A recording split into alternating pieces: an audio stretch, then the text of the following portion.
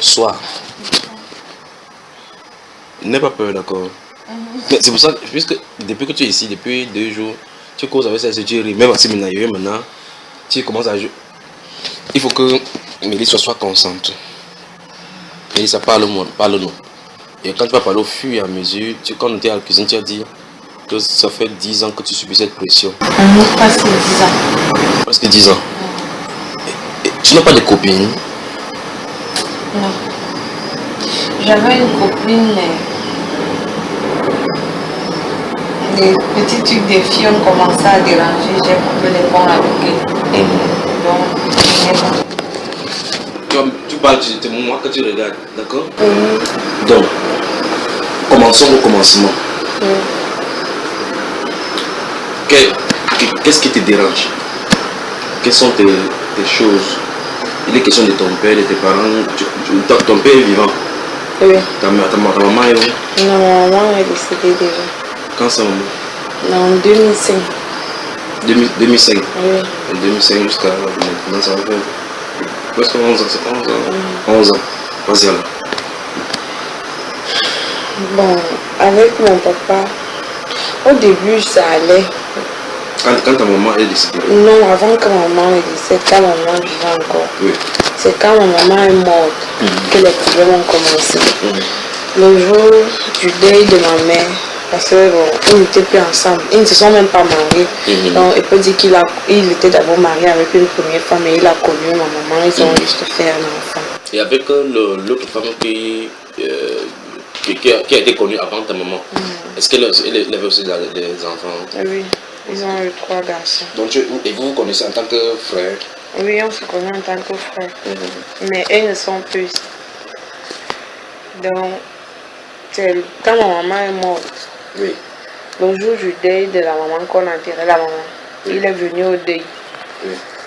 On n'avait même pas encore enterré la maman, il m'a appelé. Parce qu'il n'a pas vu le corps de ma mère. Pourquoi? Je ne sais pas. Il était au deuil quand même? Il était là. La maman est morte dessus de quoi? Bon, on a dit que non, c'était le VIH. Oui.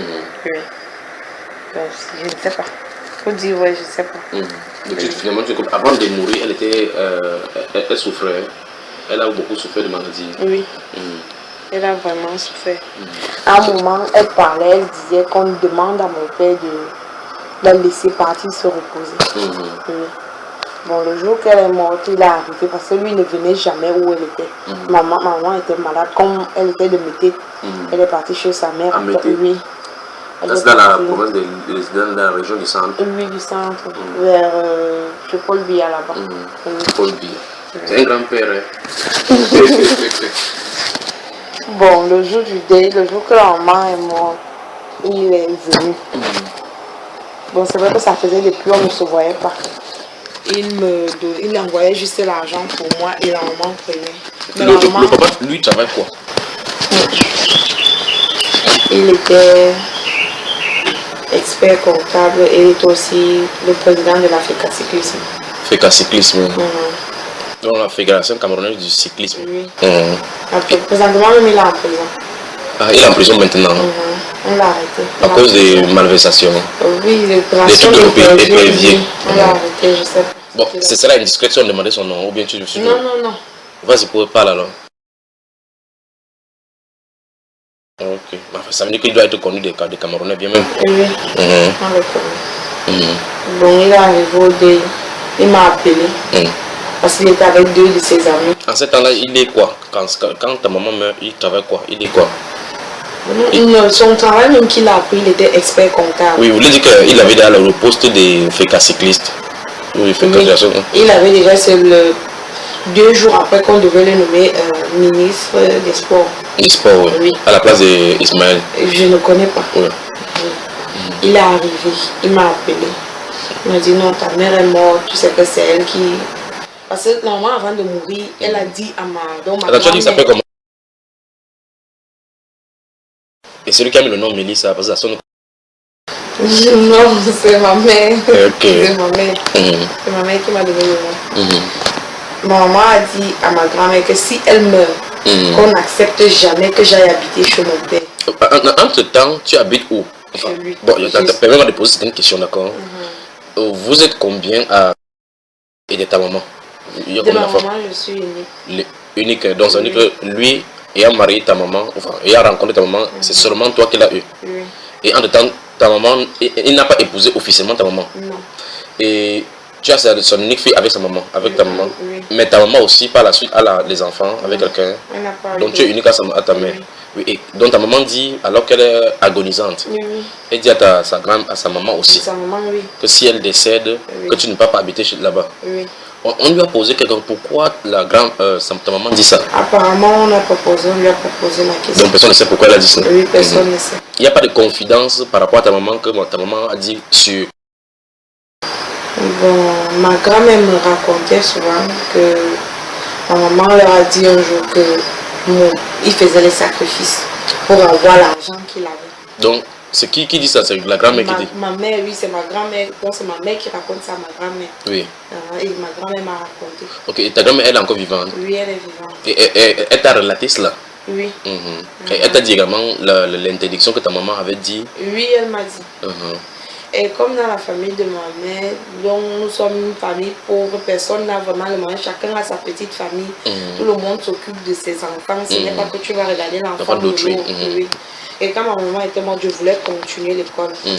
Voilà, quand ta maman meurt, donc c'est en 2005. Oui. Là, tu as quel âge? 16 ans. 16 ans en 2016. Et avant cela, quand tu étais petite, à ta maman, ton père, tu le rencontrais? Rarement. Attends. Et ta maman et ton papa, comment ils se rencontraient? Ou bien après les avoir rencontrés, ta maman, il s'est séparé? Ou bien il a rejeté ta maman? C'est comment? Ma maman a voyagé. Pour où? Pour le Gabon. Ok, ta maman est à partir au Gabon. Et toi, tu es avec toi? Non, non. Elle m'a laissé avec ma grand-mère. Et ma tante, donc sa grande soeur. Donc elle a envoyé l'argent pour moi étant là. Mais parfois, comme je demandais à ma grand-mère que ma maman, mon papa c'est qui, elle me donnait le don. Parfois je fuyais sur la maison. Ok. Donc ça veut dire que dans ton enfance, tu grandis entre les mains de ta tante et de tes parents, de ta grand-maman. Et là, tu as soif de connaître aussi ton père. Oui. Ta maman ne t'a jamais dit cela? Maman ne m'a jamais dit. Et elle est au Gabon, elle travaille, elle est d'aller chercher et envoyer l'argent pour pouvoir nourrir la famille. Oui. En tout cas, tu ne connais pas ton père? Oui. Ok, allons-y. Bon, je fuyais parfois à la maison pour partir parce que mon père a une famille en Balmayo. Oui. Un jour j'ai fui, on m'a tapé à la maison, donc chez ma grand-mère. On a tapé sur moi, j'ai fui, je suis allée dans la famille de mon père. En Balmayo? Oui, en Balmayo. Et comment tu as fait pour savoir que c'est la famille de ton père? Parce que ma grand-mère disait toujours la famille, si on me disait que j'étais de la famille. Oui, et là, je ne les connaissais pas. Mais on a dit qu'elle t'a donné le lieu où la famille est. Oui. Sans préciser qui est ton père. On les connaissait. On connaissait la famille. Donc un jour on a tapé sur moi, j'ai fui, j'ai demandé. Tu as dit qu'il m'avait cherché mon père? Oui, la famille. Là tu as 16 ans? Non, là je n'avais pas 16 ans. J'avais 14 ans. 14 ans. Quand je fuis la maison. Oui. Quand j'ai fui la maison, je suis partie, j'ai vu la grande sœur de mon père. C'est elle qui appelle donc mon père pour dire à mon père qu'il y a ta fille ici comme ça, comme ça. Bon, tu es allé à Mbalmayo. Oui. Mbalmayo, c'est à la sortie de Yaoundé pour aller vers le sud. Oui. Et là, tu dis, quand tu arrives là-bas, tu essaies de te renseigner en Mbalmayo? Oui. Non, parce que j'ai grandi en Mbalmayo. Ok, tu commences à la ville de Mbalmayo. Oui, mais tu ne savais pas que ton... Non, je ne savais pas. Ok, donc ça dit tu pouvais te retrouver facilement. Oui. J'ai grandi, c'est comme ça. Donc quand j'arrive chez la grande soeur de mon père, elle appelle mon père pour dire à mon père que ta fille que tu cherches. Mais en temps, tu connaissais le grand frère de ton père sans connaître que c'est le grand frère de ton père? Non, je ne connaissais pas. Comment tu as fait pour atterrir chez elle? Parce que je demandais. Ok. Donc peut-être je vois, parce que je connaissais le quartier, quand même on me disait que c'était au quartier Newton. Si peut-être tu veux connaître ta famille, tu demandes seulement la famille. Oui. Okay. Donc c'est comme ça, donc, parce qu'on habitait au dépôt. Donc je peux dire ici pour arriver à Yassao Carrefour. Donc presque 1,5 km. Oui. Je suis arrivée, j'ai commencé à demander s'il vous plaît, vous connaissez la famille? Je dis oui. Tu vois le grand camp là, tu entres là-bas, tu demandes, c'est la famille. Donc quand je suis arrivée, quand ma tante m'avait dit, tu ressembles à ton père. Comme ça qu'elle appelle donc mon père. Mon père dit, elle est où? Je dis, la voici, il dit, ok. J'envoie le chauffeur, il la cherche. Lui, il est aussi à Mbalmayo? Non, lui, je vais à Yaoundé. Ok. Et à Mbalmayo, c'est toujours quoi? La maison où il y a sa femme? Non, à Mbalmayo, c'est la famille maternelle. Donc comme sa maman? Oui. Il envoie donc son chauffeur, on vient me prendre. Quand on me prend... À ce moment-là, il travaille quoi? Il est comptable, comme tu dis? Il est expert comptable. Expert comptable, oui. Dans une société ou bien... Bon, non, il avait son propre cabinet. Ok. C'est comme ça qu'on vient me chercher. Quand on vient me chercher, il demande à sa grande sœur de ne pas dire qu'il est venu me prendre. Oui. Bon, et comme on avait tapé sur moi, j'étais fâchée. Moi aussi, je suis partie. J'ai fait presque 1 an. Oui. Je n'arrivais plus chez ma grand-mère. On me cherchait partout. Donc finalement, tu restais avec la soeur de ton père. Lui-même. Et là, tu l'as rencontré. Oui. Non, avant d'avancer sur toutes les autres choses, quelle était ta réaction interne, c'est-à-dire dans ton cœur, aux premières rencontres? J'étais contente de voir mon père. Et lui, quelle était ta réaction? Bon, je peux dire que lui aussi, il était content de voir sa fille. Comme tu es brune là, si tu es brune, tu ressembles à qui? Ma mère. Donc ta maman était brune. Ok. Lui, il est noir. Bien noir. Bien noir même. Ok, donc ça veut dire que tu habites chez ton père. Oui. Et là où tu habites, le chauffeur te ramène à Yaoundé. Oui, tu rencontres ton père là-bas. Et là-bas, il y a cette première femme. Non, la première femme était déjà partie. Partie pourquoi? Il a divorcé de la fille. Oui, ils ont eu les problèmes, elle est partie. Et à la maison, il est seul. Non, il y avait déjà une deuxième femme. Oui, celle-là aussi est l'enfant. Oui, elle a eu. Comment il t'a accueilli? Mal. Donc ça veut dire que tu as vécu encore le calvaire. On t'a tapé chez ta maman. Oui. Tu es là-bas, tu as subi. Mais là-bas au moins, ça ne frappait pas sur moi. C'était la torture morale. Oui, quand il n'est pas là. Elle me torture. Mais quand il rentre, non, Mélissa, ceci. Donc, j'étais la priorité. J'ai passé avant ses enfants. Et ses enfants sont des petits-enfants par rapport à toi, puisque tu as 14 ans. Oui, parce que là, sa fille, la première fille, elle avait 8 ans. Oui. Donc, au total, vous êtes combien que tu connais à ton père, avec toutes les femmes? Il y a combien d'enfants en plus? 7. Donc, la première épouse, combien? 3. La deuxième? 3. Et toi maintenant? 7. Et c'est toi qui es la première de tous les enfants, hein? Et la première née des filles. La première née des filles. Donc, et la première femme qui est partie a certainement les premiers enfants. Les garçons, 3 garçons. 3 garçons, ok. Et ils sont aussi au Cameroun? Non, ils sont pas ici, ils sont aux États-Unis. Aux États-Unis. Donc, vous êtes ici, donc 4? Oui.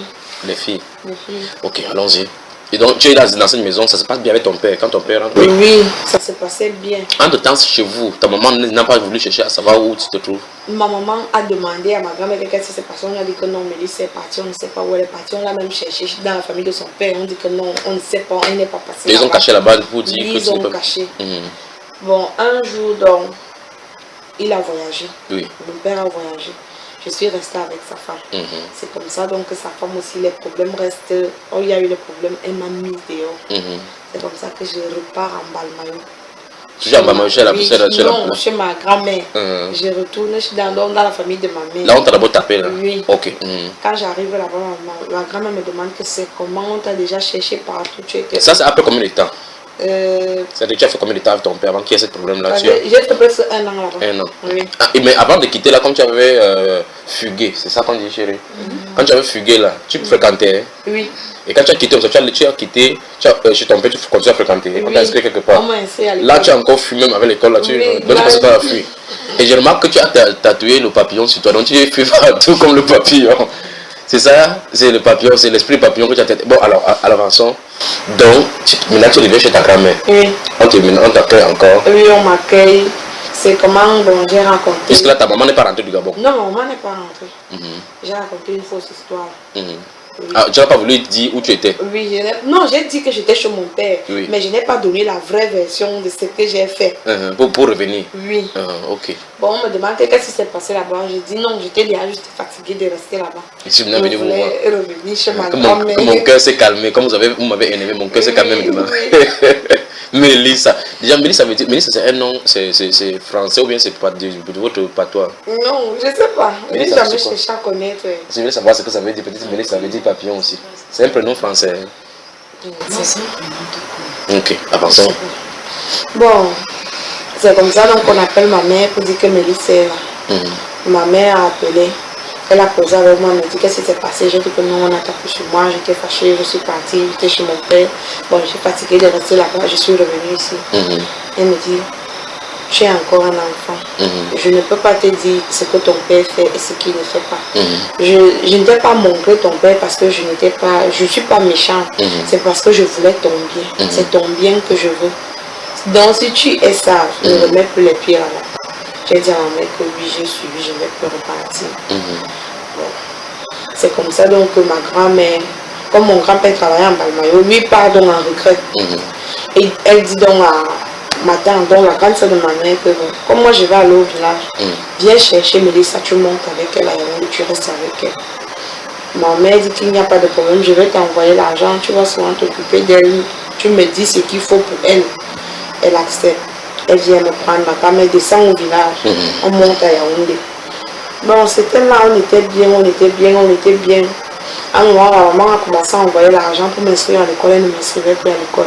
Donc c'était du genre, mes cousines vont à l'école, moi je reste à la maison, travailler, c'est moi qui faisais tout à la maison. Ça me touchait. Là, maintenant, tu ne peux aller à l'école? Oui, je ne partais plus à l'école. Bon, entre-temps, ton papa rentre, il ne te cherche pas? Mon papa m'a cherché, mais on lui a dit que Mélissa n'est plus en Balmayo. Qu'on ne sait pas. On a menti. Non, vrai, il est venu en Balmayo. Ma chercher. grand-mère n'était plus là. Donc, les maisons de Balmayo étaient déjà vides, il n'y avait personne. Et là, vous avez déménagé pour où? Pour Yaoundé. Pour Yaoundé. Et là, et lui, il est à Yaoundé? Oui, il est à Yaoundé. Mais il ne peut pas savoir, parce qu'il n'a pas de renseignements. Un jour, donc, bon, j'ai eu des problèmes avec ma tante. Bon, on dit souvent aussi la puberté me dérangeait. Déjà, c'est ce qu'on dit, je ne sais pas. J'ai eu des problèmes. Je suis repartie chez mon père. Donc, puisque tu connaissais la route à Yaoundé? Oui, à Yaoundé, je connaissais déjà la route. Je suis repartie chez mon père. Quand j'arrive chez mon père... Et tu as oublié le conseil que ta maman t'avait dit que tu es petite. Elle ne peut pas encore te dire quelque chose sur ce que ton père pratique. Quand ta maman t'a dit ça, tu as compris ça, ce qu'elle voulait dire? Non. Tu n'as pas compris? Je n'ai rien compris. Bon, après, je suis repartie. Après, elle me dit, tu es revenu. Donc, ce que je t'ai fait, ça n'a pas suffi. Ok, comme tu veux donc faire le bras de fer avec moi. Là, ton père n'est pas à la maison? Non, il n'est plus là au travail. Tu as débarqué quand ton père travaille. Oui, elle t'a pointé le doigt, elle a dit, tu es encore revenu dans ce qui était fait là, tu n'as pas... La dernière fois, ça ne t'a pas suffi. Ok, comme tu veux faire le bras de fer avec moi, je vais te montrer. Bon, qu'est-ce que tu as dit? Je n'ai rien dit. Le papa est rentré. Il me dit, c'est comment? Je dis non. La grand-mère... tu as encore raconté une histoire? Une histoire. Parce que moi, j'ai pour les histoires, tu es trop fort. Ouais. J'ai raconté une histoire. Il me dit, pourquoi tu peux être l'école? On est parti voir le directeur où on m'avait inscrit. Il a dit que non, il n'y a pas de problème. Je vais recommencer l'école. J'ai recommencé. On était là, bien. C'est comme ça que ma maman appelait ma tante. Ma tante disait que non, elle est là. Elle est là, elle va bien. Un jour, donc, elle dit à maman que bon. En temps, on a su que tu étais là-bas? Non. Ma tante ne savait même pas où j'étais. Et maintenant, ta mère appelle ta tante pour demander comment tu vas. On dit que tu es là. On ne veut pas dire que tu es parti. Oui, je suis partie. Elle dit à ma maman que tu sais que comme on loue, c'est pénible pour nous, il nous faut une maison. Ma maman dit que ok, il n'y a pas de problème, cherche le terrain, je vais t'envoyer l'argent, tu vas acheter la maison. Et Mélissa à l'école, ça va. Elle dit oui, non, ça va. Je l'ai même pris un répétiteur, comme elle est un peu bloquée. Attends, qui a dit ça? C'est sa soeur? C'est sa soeur, c'est comme ça qui lui dit ça. La grande soeur de ta mère, chez qui tu es censé habiter, elle a dit de mentir comme ça. Donc vous passez sans vous mentir, avec mentir là, vous là. Oui. Bon, on arrive donc. Elle, apparemment, ma maman a commencé à envoyer l'argent pour la maison. Pour acheter le terrain? Oui, pour acheter le terrain. C'est comme ça, donc, étant là-bas, je ne sais pas ce qui s'est passé, ma maman est tombée malade. Ma maman arrive donc au Cameroun, et donc elle débarque, elle ne dit à personne. Oui, elle vient comme ça de... Oui, parce que ça n'allait vraiment plus. Quand elle arrive... Bon, avant de continuer, ta maman faisait quoi là-bas? Bon, elle avait un bar-restaurant. Au Gabon? Oui, elle avait un bar-restaurant. Elle était à Libreville? Oui, elle était à Libreville. Elle a débarqué, elle n'a appelé personne. Elle appelle la tante pour dire à la tante que je suis là, venez me chercher comme je ne connais pas la route. Elle avait déjà trop duré dehors? Oui. Elle ne connaissait pas la route de la maison. Elle a juste appelé ma tante pour dire à ma tante que non, je suis dehors au Cameroun, venez me chercher. Oui, c'est comme ça donc que ma tante arrive. Elle arrive à la maison. C'est comment, où est Mélissa? Ah, c'est parce que je ne voulais pas te dire, Mélissa, depuis elle a fui la maison, je ne sais pas où elle a abandonné l'école. Elle a fait ci, elle a fait ça. Comme ma maman était malade, bon, elle était menacée par la maladie. C'est comme ça qu'elle dit que vous l'avez... Là, elle est rentrée du Gabon malade. Elle demande donc à ma tante que vous l'avez regardé chez son père. Elle dit non, on n'a pas cherché. Elle dit non, allez. Comme moi, je n'ai plus la force de marcher, allez chez moi. Vous dites à mes vous voyez ma fille. Donc, elle était sûre que tu étais là-bas? Oui, elle était sûre que j'étais là-bas. C'est comme ça donc que mes oncles, ses frères viennent. On n'a pas trouvé le papa. La femme du papa a dit que non, vous ne pouvez pas venir prendre l'enfant de quelqu'un comme ça. Attendez au moins ce qu'il rentre. C'est comme ça qu'elle a appelé mon père. Mon père arrive à la maison. On dit que non, la mère de Mélissa avec Mélissa. Il a dit, le jour là, il a dit que non, partez, moi je vais venir avec elle. Donnez-moi vos contacts, comme ça je vais vous appeler. Quand je suis restée, ça a encore peut-être fait une semaine. Une semaine après, l'état de ma mère, ça n'allait pas, ça n'allait pas, ça n'allait pas. Tu es resté une semaine encore chez ton père? Oui, je suis restée une semaine encore chez mon père. C'est comme ça que je lui dis encore, dit que ma mère est là, je veux partir. J'appelle, il me donne le numéro d'appeler mon oncle dit que non. On était à l'hôpital avec ta mère, elle a dit qu'on l'enlève à l'hôpital, qu'on l'amène au village. Qu'elle est même sans que là où elle est là, ça ne va plus, elle va bientôt partir. Elle va l'attendre au village. C'est comme ça donc on a arrivé la maman au village. Quand on a mis la maman au village, je dis à mon père que bon, moi je veux aller au village. Il dit ok, il n'y a pas de problème, comme tu vas aller au village. Et le village c'est où? À Mété. Ok. Elle dit ok, il n'y a pas de problème, comme le week-end c'est bientôt. Tu attends comme tu fréquentes le week-end, une fois on t'accompagne au village. Le week-end est arrivé, je suis arrivée au village, la maman ne parlait presque plus, elle était déjà paralysée d'un côté. Non mais est-ce que le VIH le paralyse? Je ne sais pas. Continue ma soeur. Je suis arrivée, quand la maman m'a vue, elle s'est mise à pleurer. Je lui demande que tu pleures, pourquoi elle me dit que... Là tu as quel âge maintenant? Bon, là, j'avais déjà 16 ans. Oui. C'est là où, à tes 16 ans, là où tu dis qu'elle décède, oui. Oui. Elle me dit, ma fille, pourquoi tu es têtue? Je lui demande que je suis têtue. Là, ton père t'a laissé là-bas, mais il est rentré. Mon père, donc, il a envoyé quelqu'un me laisser au village. Parce que lui-même, il n'est pas venu. Oui. Lui-même, il ne venait presque jamais. Oui. Où il y avait ma mère, parce qu'il ne voyait jamais ma mère. Ok. Donc, c'était pas personne interposée. Oui. Je suis arrivée. Quand je suis arrivée, bon, la maman a parlé, elle a dit à la grand-mère ce qu'elle avait à dire à la grand-mère. Ça, c'est devant toi? Non. Parce que quand elle voulait déjà rentrer là, on m'a demandé de sortir, on ne voulait pas que je voie. Oui. Je suis sortie, on me dit non, on va faire les tours dehors. On a comme on t'a embrouillé? Oui. On va un peu masser. Comme elle dit qu'elle a mal au cou, on va un peu masser le cou. Elle avait maigri? Oui. Bien maigri. On massait. Donc, c'est en massant, c'est là que ma grand-mère dit qu'elle a dit arrêtez de me masser. Prions.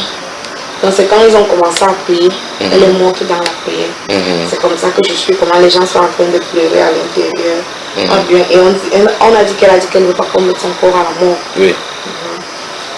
Je suis venue, on a appelé, j'ai appelé mon père, lui dit que la maman est morte. Il a dit que je serai là demain. Le lendemain, quand il est arrivé, il est venu au deuil. Bon, c'est vrai que ma grand-mère, personne ne le gérait. On ne s'occupait même pas trop de lui. Lui aussi, il est resté là, il ne voulait pas voir le corps de la maman. Il est venu rester à distance, quoi. Il est resté à distance. Quand il est arrivé, il m'a appelé. Il m'a dit, bon, voilà ta mère qui est partie. Ici, dans ta famille, comme il avait même la bouche, il a dit, ta famille maternelle, c'est d'abord une famille. Ils n'ont rien. Tous ce sont des pauvres dits. Il va t'envoyer à l'école. Là maintenant, si tu veux aller, si tu veux continuer l'école, tu vas marcher comme je veux. Tu viens d'abord habiter à la maison. Oui. Donc il donnait justement là, c'est sa façon de fonctionner à lui. Tu viens habiter à la maison. Et en fait, il voulait dire que tu devais choisir entre eux maintenant et lui. Oui.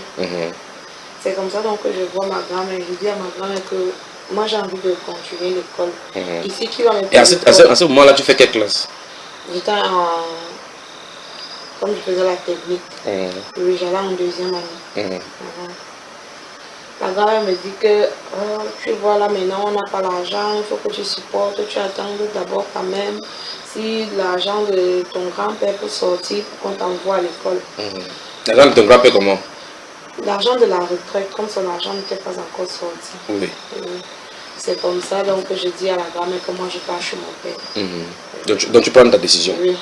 Après quand on a enterré ma mère, 2 jours après, j'ai pris mes choses, je suis partie. Sans le dire, sans dire à ta grand-mère? J'ai dit au revoir. Mais et entre-temps, ta grand-mère avait déjà reçu le message que ta maman lui a dit que si elle meurt, tu ne rentres pas là-bas. Et là, elle t'avait déjà dit ça? Elle m'a dit. Et tu es parti quand même? Oui. Avançons, ma soeur. Je suis arrivée chez mon père. Il me dit, bon, ici c'est chez toi, tu auras tout ce que tu veux. Tu es encore rentré dans la maison, la femme t'avait donné les avertissements là? Oui, je suis déjà dans la maison. Mais la femme n'est plus là. Qu'est-ce qui s'est passé? Je ne sais pas ce qui s'est passé, la femme est partie. Et il n'y avait personne à la maison? Bon, il était là, il y avait frère qui restait avec lui et mes cousins. Et les enfants, la femme qui était là, qui t'a menacé par 2 fois là, et Elle a maintenant, pris 2 enfants, elle a laissé une fille. Oui, elle est partie. Oui, ma petite soeur. Mais tu ne t'es pas demandé où est-ce que c'est trouve? Où est-ce que c'est trouve? Non. Tu as demandé c'est bien fait pour elle. Oui, parce qu'elle n'était plus là et comme elle ne m'aimait pas. Oui, tu as dit qu'elle soit n'importe où, ça ne te dérange pas. Oui. Moi, ça ne me dérangeait pas, j'étais content. Oui. C'est comme ça donc, bon, on commence, bon, on est là bien. Un jour, il est allé au Bénin. Oui, qui ça? Mon père. Oui. En rentrant du Bénin, bon, comme il a trouvé tout le monde dormir déjà. Là à Yaoundé, vous habitez quel quartier? Oudja. À Oudja. Il a trouvé tout le monde dormir déjà, il a toqué. Donc Oudja, justement, Oudja, à la sortie, on passe facilement par aller à Mbamayo. Quelques kilomètres de Mbamayo, oui. Il est arrivé, il a toqué chez ma petite soeur. Ils ont posé. Attends, la petite dont tu parles maintenant, c'est qui? Celle-là a laissé à la maison. Oui. Ok, donc, ça veut dire que la femme qui est partie avec 2 enfants, laissait une fille. Et la fille à quel âge à ce moment-là? Là, tu es sa grande soeur quand même. Oui, je suis sa grande soeur. Et là, tu es à 16 ans. Oui. Ou bien au-dessus de 16 ans, parce que ta maman est morte. Au-dessus de 16 ans. C'était au-dessus de 16 ans quand même. Oui.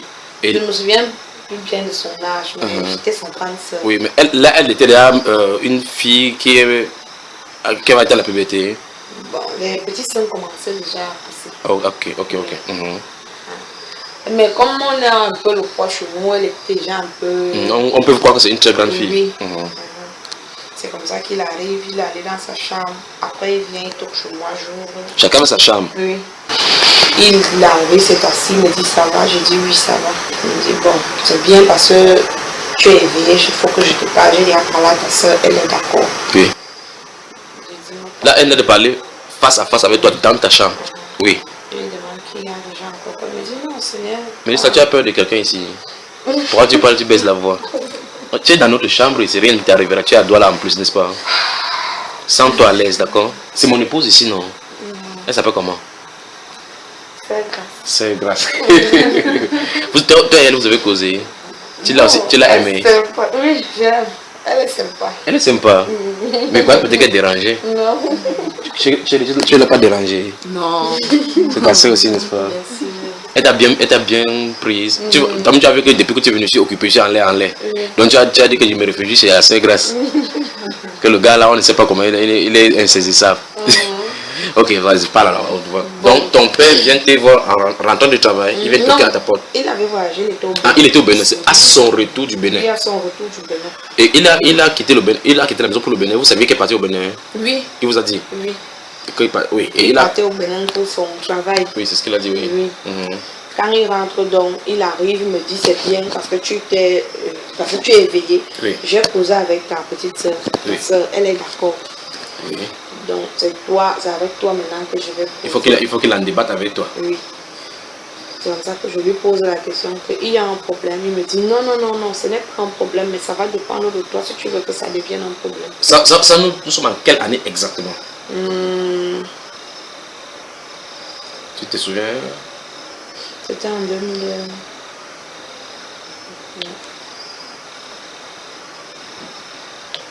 Parce que tu as dit que ta maman est décédée en 2005.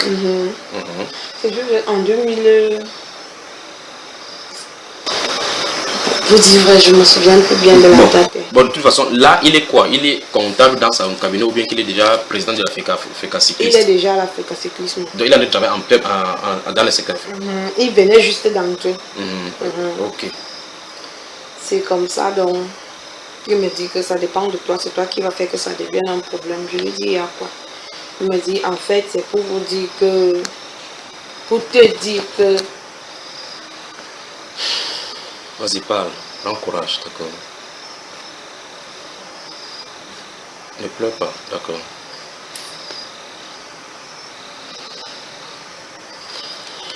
Le temps que que tu prennes de l'énergie pour pouvoir le dire, à la maison, as-tu constaté, en dehors de votre chambre et autre chambre, il y avait quelque chose d'anormal à la maison que tu avais constaté? Oui.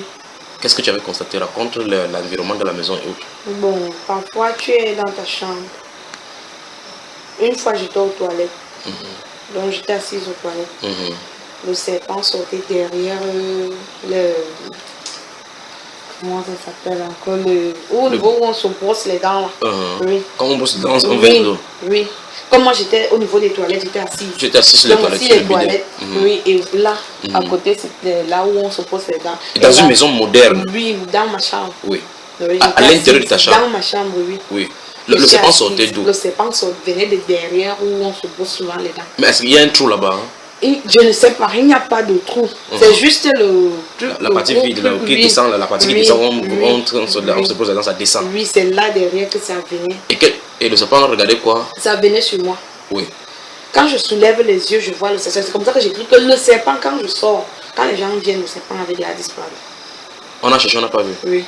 On a cherché le serpent, on n'a pas vu. Parfois, le matin, je me réveillais, je trouve le sang versé devant ma porte. Donc déjà, si tu vas passer, tu es obligé de traverser le sang. Oui. Là, ça, tu es à la maison avec ta petite soeur. Oui. Ta petite soeur, vous causiez de cela? Non. Et quand tu voyais tout ça, quand tu criais serpent, elle ne se dérangeait pas. Elle ne se dérangeait pas? Oui. Quand on dit serpent, ça ne la dérange pas? Oui, ça ne la dérange pas. Et là, jusque-là, tu n'avais encore rien compris? Non. Ok. Je n'avais encore rien compris. Et quand tu criais serpent, quels sont les gens qui sont venus pour te secourir? Les cousins qui vivent à la maison. Qui vivent à la maison. Eux également ont constaté quelque chose ou quoi? À la maison, comme personne ne voit. Donc, les gens ne parlent pas, chacun est sournois. Oui. Tu ne veux pas, tu vois, mais tu fais comme si tu n'as rien vu.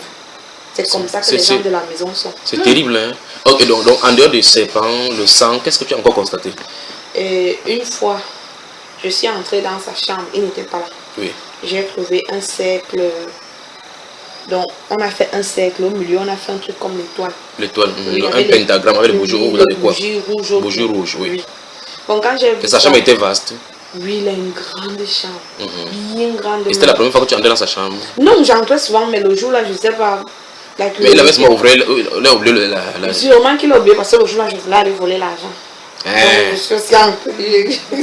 Et tu as quand même vu comme ça, tu as quand même volé l'argent? Quand j'ai vu ça, moi je suis partie, j'ai juste volé l'argent, je suis ressortie. Donc, malgré que tu as vu cela, tu as quand même pris ton argent? Oui. Tu es parti? Tu as pris combien ces jours-là? Bon, comme il avait toujours les petits billets craquants pour les coller, tu peux tirer 2 billets, pourtant tu as déjà tiré un 100 000 comme ça, là tu ne sais pas. Tu sors toi? Oui. Et tu fais quoi avec tout cela à ton jeune âge? Moi, tu bois. Avec les amis. Tu sors les amis, tu bois, tu joues la vie. Oui. On dit que oh, la fille, elle vit dans une grande maison, son père est riche. Mais on ne sait pas ce que tu souffres dedans. Oui. Ok, donc ton père vient te voir dans la maison. Et déjà avant qu'il avance sur cela, quand tu as dit serpent, quand ton père rentre, tu lui as parlé que tu as vu le serpent. Ah, lui était là présent. Et quelle était sa réaction? Il n'a rien fait. Il n'est pas sorti pour dire serpent dans cette maison-ci? Non, il n'a rien fait. Il était dans sa chambre. Il a continué à faire ce qu'il faisait dans sa chambre. Sans s'en inquiéter? Non. Ok.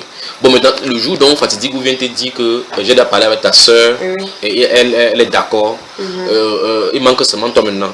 Oui. Tu comprenais ce qu'il voulait dire? Au début, je n'ai pas compris. Oui. Mais après, j'ai commencé à poser des questions. Bon, quand il a dit tout seulement dit ça, et puis il est parti. Non, il n'est pas parti, il était là. Oui, continue la conversation. Oui, il me dit, je ne vais pas vous cacher que l'argent que vous voyez chaque jour ici, là, vous montez, vous descendez dans les grosses voitures. Oui. Pour avoir cet argent, ce n'est pas facile. Oui. La condition qu'on m'a donné le tour que je suis venu ici, oui. c'est de coucher avec vous. Il t'a dit ça cache comme ça? J'ai dit coucher avec nous.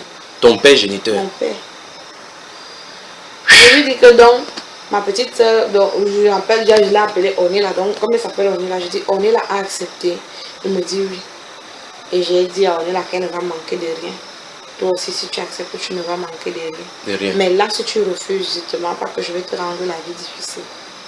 C'est ce que ton père te dit. Oui. Il te dit ça comme ça face oui, dans ta chambre. Dans ma chambre. Il était rentré du voyage, donc il n'a même pas dormi, il est rentré. Donc elle est rentrée directement, elle est venue vers vous. Oui.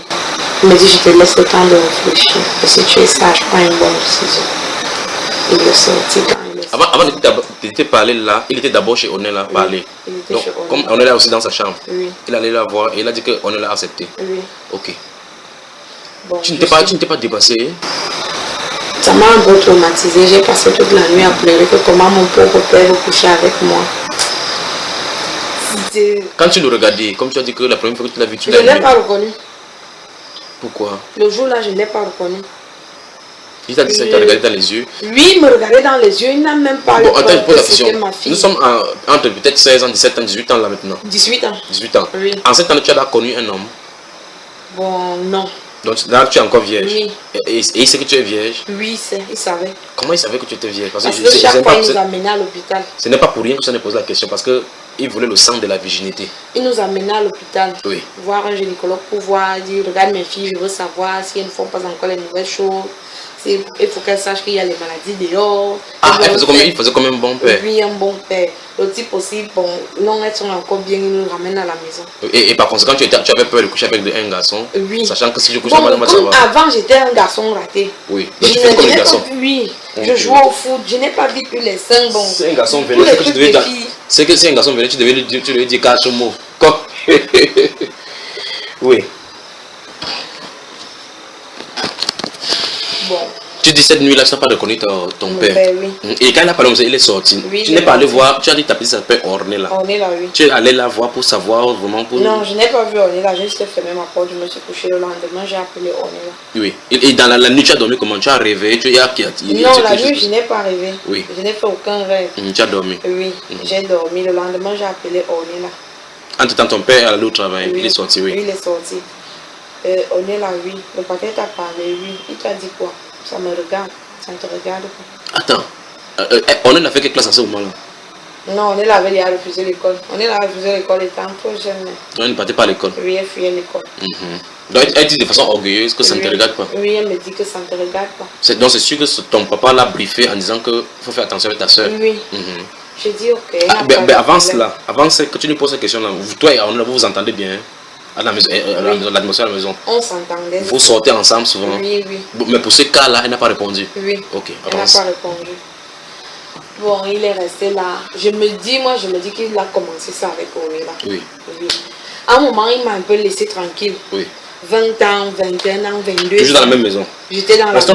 Depuis le moment où il t'a dit cela, est-ce qu'il vous a encore amené à l'hôpital pour vous tester? Pour faire un test de diagnostic? Vous n'êtes plus allé à l'hôpital? Oui, parce qu'à ce moment-là, moi, je suis devenue un peu plus rebelle. Oui. Oui. J'étais déjà plus rebelle, il n'arrivait même plus à me dire quelque chose. Mais il quand même te donnait à la maison, tu avais quand même l'argent de baigner? Oui, j'avais l'argent de poche, j'avais tout. Et comme il n'y avait pas une grande personne à la maison, qui vous faisait la nourriture, le repas? Et il y avait une ménagère. La ménagère était là, et quel était ton rapport avec le ménager? La ménagère dormait à la maison, ou bien elle venait seulement préparer partir? Elle venait faire à manger, elle partait. Elle n'avait jamais dit quelque chose, suspecté quelque chose, ou bien te dit quelque chose? Quel était votre rapport? Tout le monde à la maison, donc tu vois, tu ne dis rien, tu as peur de parler. Les gens ont tellement peur de lui que je ne sais pas. Okay. Tout le monde voit, mais personne ne parle. Personne ne parle? Oui. Ok, maintenant on est là. Et par rapport à son comportement, puisque vous étiez des jeunes filles vierges, tu n'as pas constaté un changement sur son comportement? Si. Raconte. Bon, son comportement, bon, c'est vrai qu'elle était déjà un peu développée, mais à un moment, elle est encore devenue plus développée que moi. Oui, et elle était devenue un peu... Bon, il y avait déjà une différence entre nous deux. Elle était un peu plus privilégiée que moi. Oui, donc on voyait la nette différence. Bon, moi, ça ne me dérangeait pas parce que à chaque fois que moi je demandais, on me donnait. Oui, et un jour, donc, là où j'ai tout gâté, c'est quand je suis tombée enceinte. Oui. Oui. Et dans la maison, maintenant, tu as connu un garçon? Oui. Oui. Le gars m'a enceinté. Oui. C'est là qu'il n'a même... Donc, il ne voulait même plus me sentir où il était. C'est comme ça qu'il me dit que okay, tu t'as enceinte. Parce que le gars est même venu. Oui. Le gars dit que non, comme j'ai enceinté Mélissa, je veux. Il a dit que je t'ai pas dit que mes filles veulent aller en mariage. Donc, et si tu continues à venir ici, là, je vais te mettre en prison. Oui, c'est comme ça que bon, le gars aussi, il s'est un peu retiré, mais on se voyait plus, il ne venait plus à la maison. Lui, on a continué à se voir jusqu'à ce que j'ai accouché. Quand j'ai accouché, parce que je suis allée accoucher chez ma grand-mère. En Balmaïa encore? Quand j'ai accouché, il appelle... En quittant là pour aller accoucher, tu as entendu ton papa? Bon, il faisait semblant de s'entendre avec moi. Quand j'ai accouché, il dit... il m'appelle. Il appelle ma grand-mère, il dit à la grand-mère que comme chez vous il y a trop de sorcellerie, je ne veux pas qu'on fasse un truc à ma fille, je veux... C'est ton père qui appelle ta grand-mère pour dire que comme chez vous il y a trop de sorcellerie. Quand ma fille va accoucher, je veux son placenta. Donc quand ta fille, toi, qui est toi, que quand tu vas accoucher, il faut qu'on lui envoie le placenta de l'enfant. Oui. Ma grand-mère a dit que On Parce se que le connaît. gars a dit ça en patois. Il vous dit une boîte, mais ma zoleur n'a zamba alors il vous dit donc je vais te montrer que Dieu dépasse ta petite sorcellerie que tu as. Fais ça avec elle là-bas, le placenta si je ne te donne pas. C'est comme ça que ma grand-mère a pris le placenta, il y avait une fosse là-bas à l'hôpital, elle est partie, j'étais dedans. Il m'appelle, il me dit, on t'a donné ton placenta, je dis non. Il me dit ok, monte avec l'enfant et on Là, tu venais d'accoucher, tu es encore à l'hôpital. C'est comme ça, donc au moment où je voulais monter avec l'enfant à Yaoundé, mon oncle, le petit frère de ma mère, dit que Mélissa, tu ne pars pas avec l'enfant, c'est Yaoundé. Si tu pars pas, laisse l'enfant. Oui. Et là, alors que l'enfant n'est que nourrisson encore. Oui, l'enfant n'avait même pas encore 1 mois. C'est comme ça donc que le papa commence les problèmes. Qu'il veut sa fille et sa petite fille. Il a commencé les problèmes jusqu'à il est venu au village. Oui. Oui, quand il vient au village. Alors que quand tu es avec lui à la maison, quand tu étais avec lui à la maison, il ne te gérait pas. Non, il ne me gérait pas. Pourquoi subitement cette volte-face là, ce désir de te voir avec l'enfant? L'enfant, je ne sais pas. Ok, avançons. C'est comme ça donc mon oncle dit que tu veux ta fille. Voilà ta fille, mais moi, reste avec notre petite fille. Il dit ok, je m'en fous, reste avec l'enfant, vous allez vous occuper d'elle. Sachez donc que ma fille ne va plus jamais remettre les pieds ici. Et là, ça se passe devant toi? Oui, c'est comme ça donc il me prend, il me ramène à Yaoundé. Il vient avec son chauffeur? Il me ramène, quand on me ramène à Yaoundé. Donc mon oncle a appelé le gars qui m'a enceinté. Oui. Et oui, bon, comme lui aussi il était dans une famille bien, le gars dit qu'il n'y a pas de problème, je vais m'occuper de l'enfant. C'est comme ça que le gars a commencé à s'occuper de l'enfant. Je remonte donc à Yaoundé. Je sais, donc il y avait encore le sang que je venais d'accoucher lui. Wow. Il vient. Et avec le sein, l'enfant? Oui, non, je n'ai pas allaité. L'enfant n'a pas tété le sang. Ton enfant ne t'a pas manqué? L'enfant me manquait. Mais de temps en temps, je fuyais la maison, je partais souvent au village pour voir l'enfant. Mais il ne savait pas. Comme il partait au travail? Oui, parfois même je manque, je vais à Douala, je vais voir un ami et je suis au village avec l'enfant. Mais l'enfant, je n'ai pas allaité l'enfant. C'est comme ça qu'il me dit que, ok, bon, comme c'est comme ça, il faut prendre tes garnitures, tu me donnes. Qui dit ça? Mon père. Attends. Dans le sang que j'avais. Ok, c'est pour cela qu'il est venu te voir fraîchement. Oui. Donc il dit que tu prends les garnitures. Oui, je lui donne. Parce que quand la femme accouche, il y a du sang qui coule constamment. Elle dit que tu lui donnes ça pour qu'il fasse quoi? Je lui donne ça, je ne sais pas ce qu'il voulait faire avec. Bon, et moi aussi, c'est là que j'ai commencé. Pourquoi le type s'y est comme ça? Il m'a chassé avec la grossesse, il veut le placenta, maintenant il veut déjà le sang. Donc, la période aussi, on est la saignée. Je suis partie dans la chambre de Ornier là, j'ai pris c'est ça, garniture. La garniture d'Ornier là, je suis allée donner parce que je ne voulais plus de problème avec lui, j'étais fatiguée des problèmes. Mais toi-même là, tu es intelligente. Hein? Tu allais prendre les garnitures que ta petite soeur, les garnitures que ta petite soeur saigne. Oui, comme elle aussi, quand elle saigne, j'ai fait un peu balancer, c'est un peu partout. J'ai pris. C'est comme ça. Attends, il me dit. Allons-y. Ton père à la maison, tu prends ça, tu arrêtes à main. Oui, je pars dans ma chambre. Oui, tu pars dans sa chambre, tu attends qu'il vienne demander. Non, je n'ai pas attendu. J'ai dit que je viens juste, comme je venais de me laver, j'ai changé ce que j'avais. J'ai donné. Et il est venu chercher ou bien tu es allé lui donner? Non, je suis allée donner. Dans sa chambre? Oui, je suis allée dans sa chambre. Tu lui tends ça entre les mains? J'ai donné, il a pris. Il prend. Moi, j'ai juste tourné le dos. Il a dit merci? Oui, il a dit merci. Il me dit, voilà, tu vois, tu commences déjà à réfléchir comme il faut. Ça veut dire que tu me veux du bien, moi, ton père. J'ai dit oui. Il me dit, si je suis bien, tu es bien. J'ai dit, ok. À un moment? Oui. J'ai tourné le dos. Alors c'était pour ta soeur que tu as donné? Oui. C'est comme ça, donc, bon, c'est fini. Il me dit, c'est comment? Je dis, non, ça ne coule plus. Que tu ne donnes plus le sang encore? Oui, ça ne coule plus. Mais tu ne lui demandes pas que tu fais quoi avec ça, papa? Non, je n'ai pas demandé. Mais est-ce que à ce moment-là, tu comprenais? À ce moment, je commençais déjà à comprendre. Et ça ne te fait rien de rester dans cet environnement-là?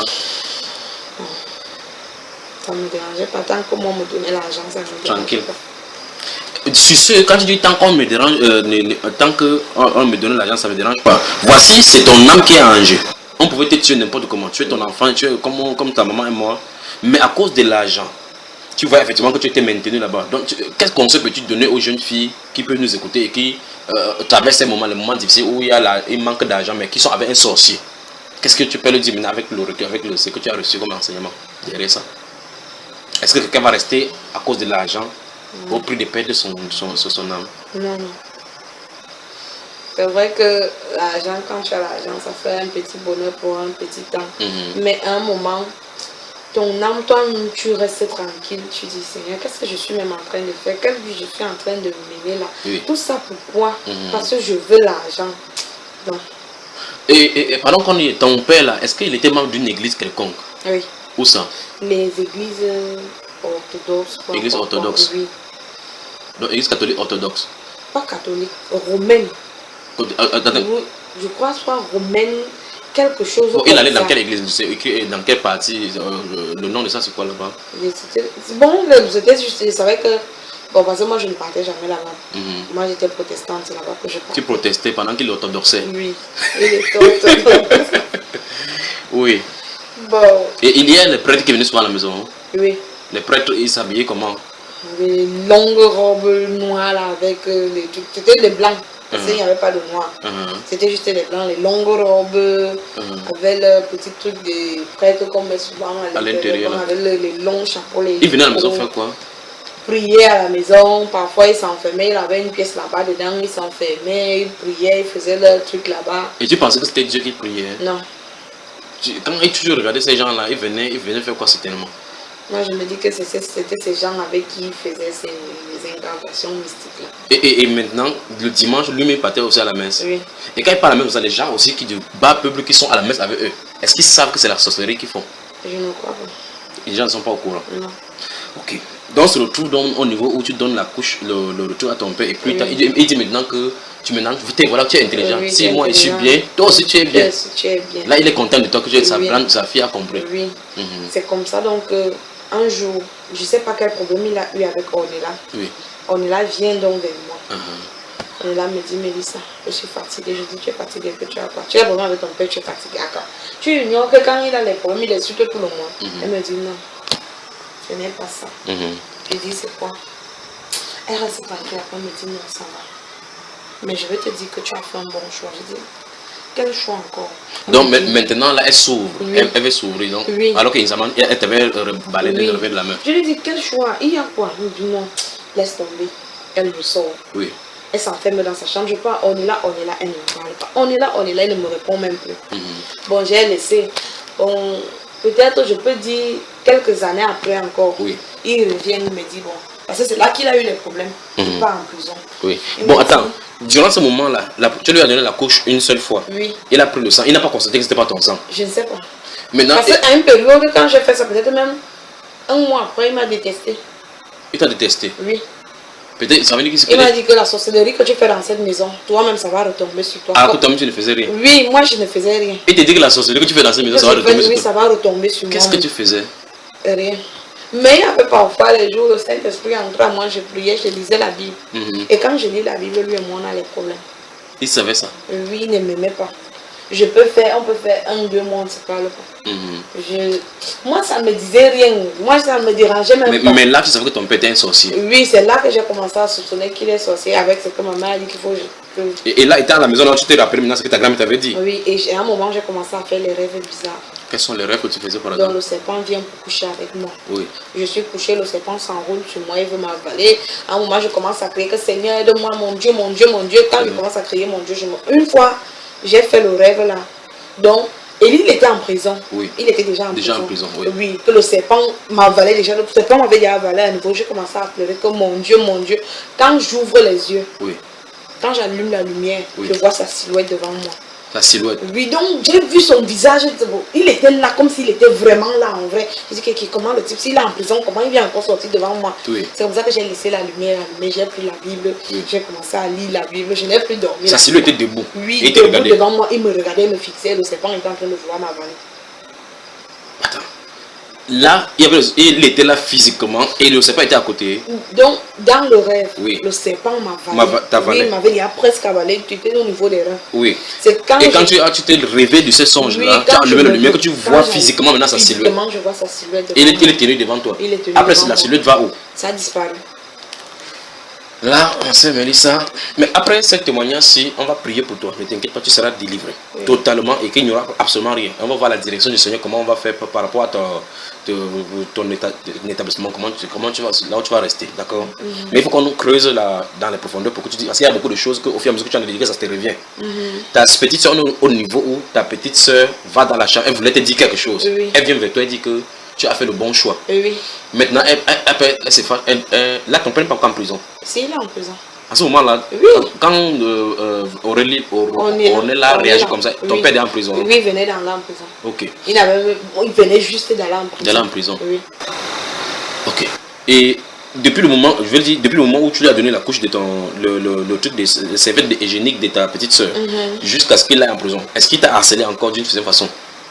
Il t'a demandé encore quelque chose? Là, c'était déjà, je vivais ça seulement dans les rêves. Dans les rêves seulement? Oui. Toujours serpent, lui, pression? Oui, non, serpent. Serpent seulement? Parfois, ça prenait donc le visage de quelqu'un que je connais. Peut-être aussi, je connais un gars. Oui. C'est le gars qui vient devant moi pour me dire que Mélissa, je dis non. Comment toi, tu attends seulement la nuit dans les rêves pour venir? On m'a toujours dit que dans les rêves, les trucs comme ça, c'est dans les rêves. Oui. C'est dans les rêves que tu lui dis que comment tu attends les nuits dans les rêves pour venir me faire l'amour avec moi? Oui. Alors je me réveille. Oui. Chaque fois, tu te réveilles. Oui. Même dans les rêves, tu n'es pas facile, hein? Donc quelqu'un vient coucher avec toi dans les rêves, tu lui dis que mais comment tu attends dans la nuit dans les rêves pour venir coucher avec moi? Donc c'est pas toi. Non, on m'avait toujours dit qu'il y a deux choses, faire l'amour dans les rêves et manger, ce n'est pas bien. Non, c'est comme ça. Donc il cherchait des voies et moyens pour venir coucher avec toi comme ça. Il cherchait. Mais à un moment, j'ai commencé à me renseigner. Oui. J'ai demandé aux amis que quand ton père est dans les sectes, quand il veut coucher avec toi, on m'a dit que non, n'aie pas peur. Pour qu'il couche avec toi, il ne doit pas te forcer. Il te dit la vérité, oui, tu dois accepter coucher avec lui, c'est là qu'il va le faire. Tant que tu n'acceptes pas, il ne peut pas te forcer. Parce que s'il ne te force pas, si tu te forces, l'acte n'est pas accepté. Oui. Donc il faut que ton consentement. Oui, c'est ce qu'on m'avait dit. Donc, qui t'avait dit ça aussi? Un gars que j'avais aussi connu comme ça, là, qui m'avait dit que son père aussi faisait la même chose que, mais que lui, son père, lui, l'avait mis dedans. Et lui était sorcier? Oui, il est entré dedans. Donc il connaissait de quoi il était question. Mais il t'a dit que pour lui, il pratiquait. Mélissa, toi-même là, tu as des amis avec ton père? J'avais. Tu as coupé court avec eux? Oui, j'ai coupé. Ok, avançons. Avec eux. Donc, du moment où tu prends la couche, tu lui donnes là, il prend, jusqu'à ce qu'il te remercie, jusqu'au moment où il part en prison. Y a-t-il un intervalle où il te persécute encore? Non. Ok, tu as dit seulement dans les rêves. Oui. Quel événement l'amène en prison? Détournement épervier. Oui. Donc il est en Kondengue à cause des biens, des trucs de l'Africa cycliste. C'est ce qu'on dit. Mais est-ce qu'on l'a déjà jugé? Oui. Et on l'a condamné à combien? 35 ans. 35. Il a fait on a enlevé 10 ans, on a laissé 25. Il va faire 25 ans. Bon, et la peine a commencé, elle a fait combien d'années? Il a déjà mis long là-bas. C'est depuis combien d'années, de quelle année qu'il est en prison? Depuis quelle année précisément? Parce que ton maman est mort en 2005. Et depuis ce 2005 là, tu as en train d'habiter là-bas. 2006, tu as en train d'habiter avec lui. Oui. Et donc 2006, nous sommes en 2016. Donc ça fait. Il est allé en prison en quelle année encore? Il est quitté là-bas pour des présidents africains cyclistes pour aller en prison. Ou bien il était sorti, il n'était plus président. Non, il était toujours là-bas. Ah, président cycliste. Oui, il était toujours là-bas. C'est de là, pardon, c'est de là qu'on l'a amené en prison. Okay. C'est de là qu'on l'a amené en prison. Donc ça veut dire que ça va être quelle année donc l'opération épervier c'est quand on l'a amené avec les vagues de ministres là qui sont partis. Oui, les Ababa, tout ce beau monde là. Donc c'était ses copains alors? Oui, tout ça était ses amis, tout le monde là dans la maison. Parce que mais Ababa, je crois qu'il est à Oja, quelque chose de. Oui, à bord de 10 devant. Devant vous. Ok. Donc maintenant, tous ces copains qui se réunissent dans les trucs se trouvent maintenant dans la même prison. Ça veut dire que ça, en prison là, ça va être grave avec la sorcellerie. Hein. C'est eux-mêmes qui savent ce qu'ils font là-bas. Ok, depuis qu'il est en prison, il communique avec l'extérieur. Oui, il sort. Il sort. Il sort comment? Il passe la journée, rentre le soir. Attends, depuis qu'on l'a condamné, il sort comment de façon officielle? Les gens ne savent pas. Les gens, on sait, les gens savent. Il sort. Bon, apparemment, tu payes, tu donnes 50 000 € pour une journée. Oui. Et quand il sort avec les militaires derrière lui? Non, il ne sort plus avec eux. Ah, il sort seul? Oui, il sort seul. Il vient à la maison, il passe la journée, il rentre à 21h. Et quand il vient dans la journée, vous allez les gens voient? Oui. Mais et personne de l'autorité du Cameroun, personne ne connaît ces choses-là? Ils connaissent, non, c'est leur business. Non, je voulais dire, n'est-ce pas, le régisseur de prison oui. fait ces choses-là. Et il libère, c'est le régisseur de prison de Nkondengui. Il libère de la prison en Nkondengui à Oja. Il y a quand même les gens qui le connaissent physiquement. Il y a les gens, on a même déjà sorti ça une fois pour Poli a sorti ça, que vous dites que les grands là sont en prison. Ils roulent dans leur grosse voiture. Une fois, on l'avait filmé dans une de ces grosses voitures une fois.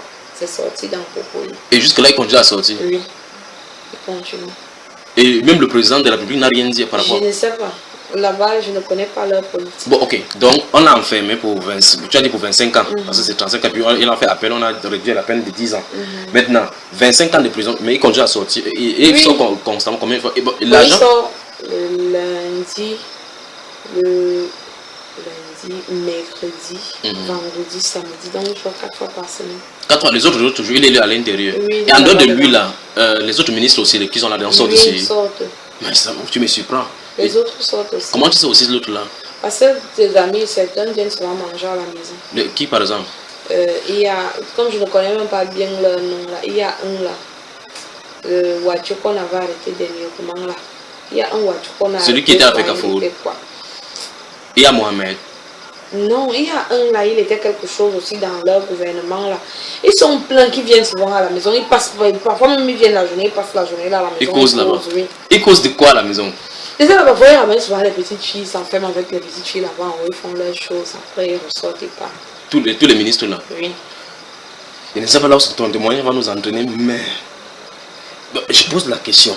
Quand il vient comme ça, tu es à la maison, Aurélie à la maison. On est là, oui. On est là à la maison. Oui. Et qui les prépare la nourriture? Il y a un ménager. Donc la ménagère est là pendant qu'il est en prison. Qui paye la ménagère? C'est lui. Il paye comment? Étant prisonnier pour 25 ans. Non, il veut essayer de savoir. Il faut... Bon. Et entre temps, vous avez votre argent de beignet. Oui. Les factures de la lumière, l'électricité. C'est lui. Qui paye? Il paye. C'est lui qui paye. Donc c'est vrai qu'en réalité, vous êtes en contact avec lui étant à l'intérieur. Bon, et toi-même, tu es déjà allé lui rendre visite là-bas? Non, il ne veut pas qu'on entre là-bas, c'est lui qui sort. Quand tu as besoin de quelque chose, il te dit, bon, attends, je serai à la maison, ou envoie telle personne venir te prendre. Il ne vient pas. Il n'aime pas qu'on entre à Kondéni. Oui. Donc, et il vient dans la maison, il est toujours bien portant. Oui. Donc ça dit qu'en Kondéni, il ne souffre pas là? Non. Selon toi maintenant, ça c'est pas ton témoignage, selon toi, tu aurais souhaité que la justice soit bien faite pour que les gens soient à l'aise, n'est-ce pas? Oui. Mais quand ton père sort comme ça avec les gens là et que dans le média public on dit que telle personne est enfermée, Yves Michel Fotso, Marafa Ahmed de Yaya, tous sont en prison pour tel nombre d'années. Et on donne donc ça en prison. Et ils sont dehors, c'est normal. Ils viennent à la maison manger ensemble, tu les vois, et à la télévision tu les vois. Ok. Maintenant, quand il vient à la maison, depuis donc il vient, quelle est donc la relation, depuis qu'il a été condamné, quelle est la relation avec toi? La relation n'est pas bonne. Qu'est-ce qu'il dit? Qu'est-ce qu'il dit? Parce que c'est maintenant qui met la pression, qui me harcèle. Et sinon, c'est l'une des raisons qui t'a amené vers moi. Oui. Donc c'est ça principalement qui t'a fait venir vers moi. Oui, parce que la dernière fois, récemment là, il est venu. Oui. Il m'a dit... Nous sommes au mois de mai. Oui. Dans quel mois? Ça fait le mois de mai, si. C'était d'abord le 1er avril. 1er avril. Lui, il est venu me dire, par rapport au truc que je t'ai dit, tu fais comment? Il pose toujours la question. Oui, je dis que je réfléchis encore. Il me dit, j'espère que le coup, si tu vas prendre une bonne décision. Je lui dis, non, le coup, si je vais bien réfléchir. Attends, quand il dit par rapport au truc, est-ce qu'il t'avait dit ça de façon explicite qu'il va te coucher avec toi? Oui. Le soir qu'il était rentré du Bénin, il m'a dit. Oui. Il m'a dit. Donc, quand il vient comme ça, il vient à la maison, il se lave. Oui. Après, il te dit que le truc là, notre truc là. Oui. Mais il fait Mélissa. Parfois, il m'appelle ma grande. Il t'appelle Mélissa. Il appelle tous ses enfants mes princesses. Ses princesses? Oui. Et il couche avec un? Oui, et s'il fait ça avec Onela. Avec Onela? Oui. Bon, maintenant, pour Onela, allons sur Onela maintenant. Comment tu sais qu'elle couche avec Onela depuis là? Parce que Onela elle-même, ça fait une semaine, elle m'a envoyé ça. Une semaine? Oui. Donc, nous sommes le 5 mai. C'est le 5 mai aujourd'hui? Oui, le 5 mai. Donc, la semaine dernière, oui. Elle t'a avoué, explique-nous. Bon, son téléphone était daté. Oui. Comme j'ai souvent 2 téléphones, elle m'a dit donne-moi un téléphone. J'ai pris un téléphone. Tu lui as donné? Oui. Elle a utilisé le téléphone. Bon, le jour là même, j'étais fâchée. Elle m'a dit pourquoi tu donnes ton téléphone? Elle dit non, c'est ma soeur, c'est comment? Elle m'a dit qu'elle n'avait pas de téléphone. Bon, comme le jour là, moi j'étais pas à la maison, j'étais sur le siège. Elle vient donc me remettre le téléphone. Quand elle me remet le téléphone, elle me dit, en passant même j'ai oublié de te dire, le pâté nous a acheté les téléphones. Je dis, ah donc tu as déjà le téléphone? Elle me dit oui. Donc il était en prison, le prisonnier lui a acheté le téléphone? Oui. Je lui dis, ouais pour moi, elle me dit, pour toi à la maison, je ne suis pas venue avec, tu vas venir prendre quand tu vas venir à la maison. C'est comme ça donc elle me remet mon téléphone. Le téléphone que tu lui as donné, qu'elle utilise, oui. Elle sort avec un gars. Le gars là, il reste même ici à Douala, on l'appelle Fouga. Je commence donc à fouiller le téléphone. La curiosité aussi, moi aussi, je me mets à fouiller. Ton téléphone que tu lui as donné? Oui, mon téléphone. Oui. Parce que je n'avais pas enlevé ma puce MTN. Ma puce MTN était dedans. Oui. Je commence donc à fouiller. Elle a commencé à utiliser cette puce, laver les messages. Non, elle a juste mis sa puce. Oui, comme le téléphone là prenait 2 puces. Okay, un Samsung qui prenait 2 puces. Par conséquent, ça va maintenir les appels et les messages. Oui, et les messages. Oui. Et c'est ce que ça a fait. Je suis donc. Elle rentre donc. Non, elle n'est pas rentrée. Parce que le soir, elle me dit que Mélissa, on va manger à Basso. Je dis qu'attends, j'ai fini avec Serge, on parle. Je suis donc avec Serge, je suis en train de manipuler le téléphone. Je tombe sur les messages. Oui. Je vois les messages, elle a écrit à son ami. Bonsoir. Son ami qui est ici à Douala. Oui. Oui, son ami répond. Elle demande au gars, tu me trouves bizarre. Le gars dit bizarre comment? Elle dit au gars, si un jour on te dit que je suis dans le secte, tu vas faire comment? Le gars dit c'est quel genre de question ça? Après, au gars, si un jour on te dit que j'ai le serpent dans le ventre, tu vas faire comment? Tu vas me laisser. Le gars lui a dit que gars, toi tu me fais des apports avec tes questions. Là, moi, je ne sais pas ce que là, ce sont les conversations que je viens de voir. Oui, c'est comme ça donc. Et là, tu as encore ce téléphone là? Je ne l'ai plus sur moi. Non, vous voulez dire que tu as gardé le message avec le téléphone là? Je n'ai plus le téléphone, j'ai vendu. Avec le message là? Bon, j'ai supprimé tout et j'ai vendu le téléphone. Ok, tu as eu peur? Bon, non, c'est pas ça. Comme moi j'avais déjà un autre téléphone, je ne voyais plus digiter de l'autre là. Mais tu as quand même le renseignement que tu voulais. Oui, j'appelle donc Serge. Attends, non, continue la conversation. Qu'est-ce qu'ils ont posé quoi? Oui, c'est tout. À un moment, quand le gars a voulu poser trop de questions, il a dit au gars que laisse tomber. Ça va. J'appelle donc Serge. Donc elle dit à ces garçons qui est son petit ami que si tu apprends un jour que j'ai le serpent dans le ventre. Tu vas faire comment? Tu vas me laisser. Tu vas me laisser. Quand le gars lui dit que c'est quel genre de questions, c'est quel genre de trucs que tu me parles, il va dire que non, laisse tomber, je voulais te déranger. Oui. Je montre dans le message à Serge. Serge me dit que c'est quelle histoire ça? Mais tu sais que vous êtes simple là-bas chez vous, je dis pardon. Donc Serge a vu le message. Oui, Serge a vu le message. Serge me dit, tu sais quoi? Pose-lui la question. Demande-lui, dis-lui, amène-la à te parler. Voilà. C'est comme ça que je dis, bon, comme on doit rentrer, moi je pars déjà, on va se voir demain, je te tiens informé. Je me dis, nous sommes sortis, nous sommes allés à Bastos, nous sommes allés manger. Et là tu es parti avec Aurélie là? Oui, Aurélie là. C'est Orné là, hein? Oui, Orné là. Où est-ce que Aurélie vient faire la mauvaise chose? La femme de ma chambre. Oui. On arrive à la maison.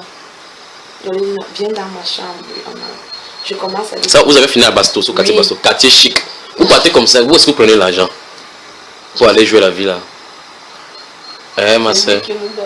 C'est tout ton. Il vous donne l'argent d'aller jouer. Bon, il nous donne souvent l'argent. Allez vous balader. Oui, l'argent de la semaine pour tenir des poches. Et il te donne par exemple à toi combien par semaine par exemple? 50 000. Chaque semaine? Oui. Et donc il donne à toi 50 000, on est là 50 000. On est là plus. On est là plus parce qu'elle se soumet. Oui. Et là chaque semaine elle gaspille puisqu'elle a assez d'argent. Oui. Et ton père, la question que je te pose à toi maintenant, ton père prend l'argent là pour donner chaque semaine, il paye en même temps les prisonniers, les trucs de prison pour sortir, le registre des prisons pour sortir, et les différentes dépenses qu'il fait. Étant sur place, où est-ce qu'il prend l'argent? Tu ne sais pas, tu manges seulement. Il fait l'élevage, il va nous dire qu'il fait l'élevage, il a ses immeubles qu'il a mis à louer, il a son terrain. À l'issue de la justice n'a pas saisi certains biens. C'est pas les deux là, il n'a pas mis ça à son nom. C'est au nom de un de ses chauffeurs à qui il fait vraiment confiance. Donc c'est pas comme ça qu'on ne peut pas tracer, arriver vers lui. Là, je ne sais pas. Ton père est fort, c'est un vrai comptable. Oui, avançons. Donc, il vous donne 50 000, ce qui fait que quand vous allez à Bastos, vous pouvez jouer la vie comme vous voulez. Là, quand vous avez fini à Bastos, la nuit, le soir, vous êtes rentré, tu as appelé, on est là, dans ta chambre. Dans ma chambre, je dis que tu sais, je me fatigue, il me colle trop, je ne veux même plus trop être avec Serge. Je me dis pourquoi. Pourtant, moi, je vois que Serge t'aime bien. Je lui dis, non, regarde. Bon, j'ai commencé à l'embrouiller un peu, à l'amener, à me faire confiance pour qu'elle s'ouvre vraiment à moi. C'est comme ça que je lui dis que, en passant même, tu vas m'excuser. La curiosité, c'est quand on dit souvent que la curiosité, si j'ai vu un truc dans mon téléphone. Ça ne m'a pas plu, je n'aime pas les choses comme ça. Elle me dit, quoi non? Elle dit, comment tu peux dire des trucs comme ça à Fouda? Même si c'est même ça, garde ça pour toi. Tu as fait comme si tu étais au courant. Oui. Elle me dit, tu es sûr que tu as vu le message? Je ne suis pas sûre comment c'est comme ça, donc je sors le message, je lui montre. Et là, tu as ça encore avec toi? Oui, j'avais encore le téléphone. C'est comme ça qu'elle baisse la tête et se met à pleurer. Et là, elle commence à pleurer? Oui, elle me dit, Mélissa, je suis fatiguée. Je dis, tu es fatiguée comment? Qu'est-ce qui ne va pas? Parle-moi, dis-moi, il y a quoi? Elle me dit que Mélissa, je suis fatiguée. C'est moi qui garde le serpent du pater. Elle dit quoi? C'est moi qui garde le serpent du pater.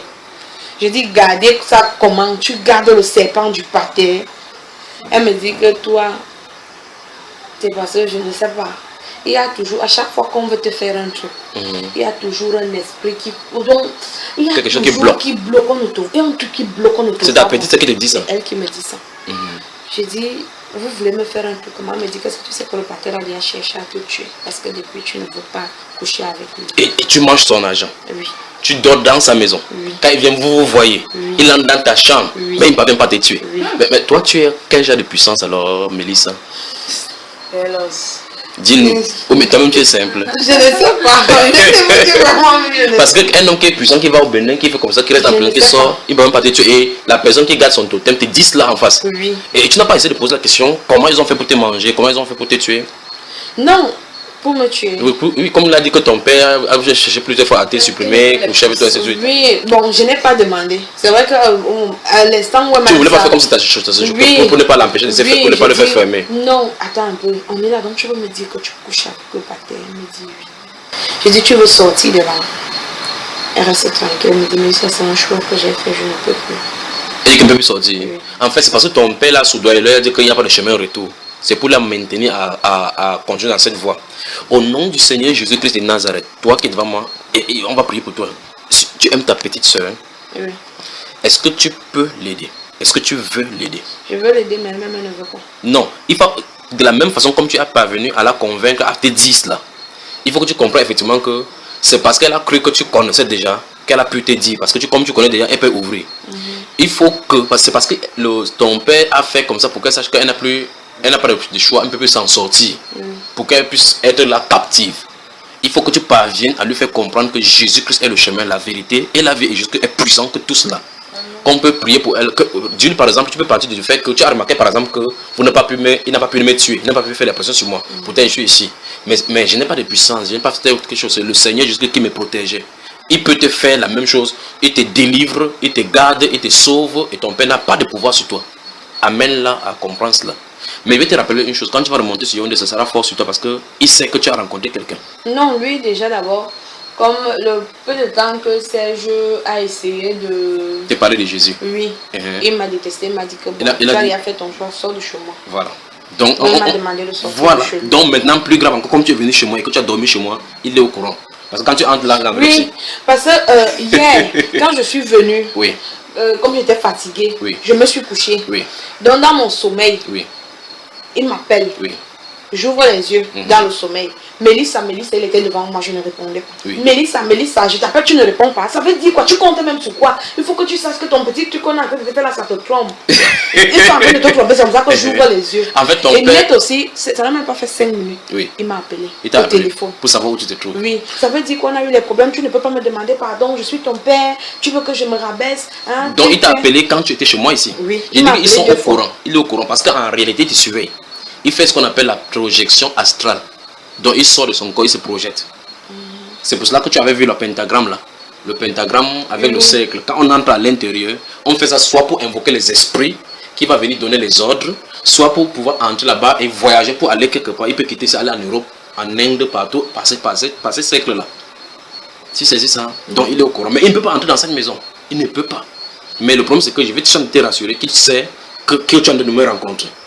D'accord, mais il ne peut absolument rien. Puisque tu es chez lui, sous son toit, il ne peut pas faire quelque chose. À combien de fois quand tu viens là? Donc je suis en train de me regarder parce que ta soeur est captive et elle souffre beaucoup. Oui. Elle souffre beaucoup parce que ces choses-là marchent même dans son ventre.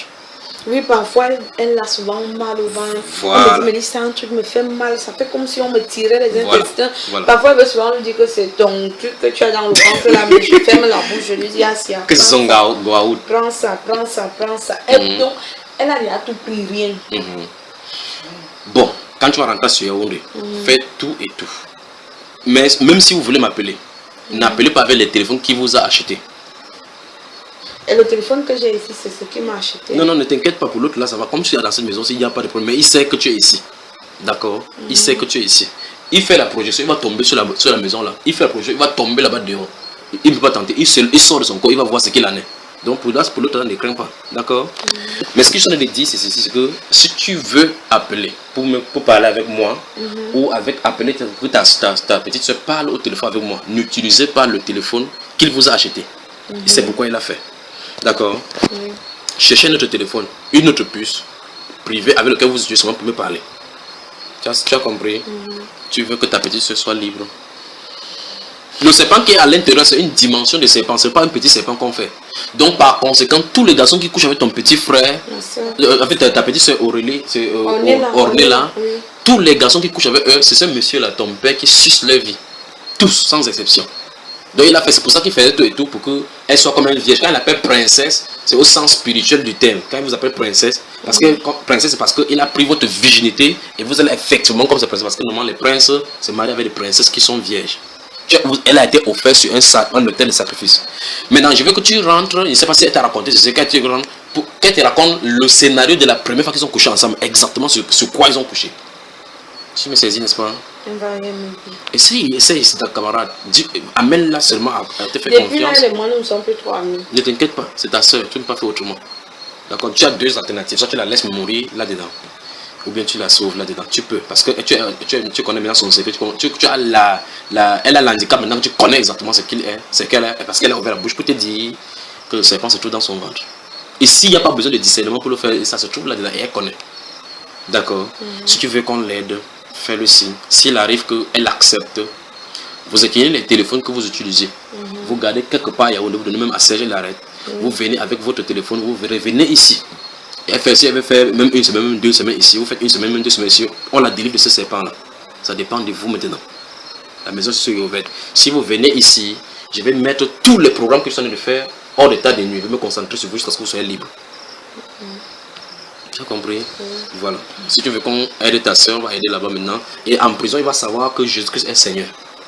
Parce que si ce serpent-là sort de son ventre, il n'aura plus un lieu à donner. Lui va seulement mourir là-bas, soit de crise cardiaque, soit il va seulement avoir le morsure. Continuons maintenant de ton côté. Quand il est sorti de prison, après la conversation de ta soeur, comment la conversation s'est enchaînée? Quand elle a su, donc, quand tu as lu le message, elle a commencé à te parler, elle a dit quoi? Elle est fatiguée? Oui, elle est fatiguée. Elle a commencé à pleurer. Oui.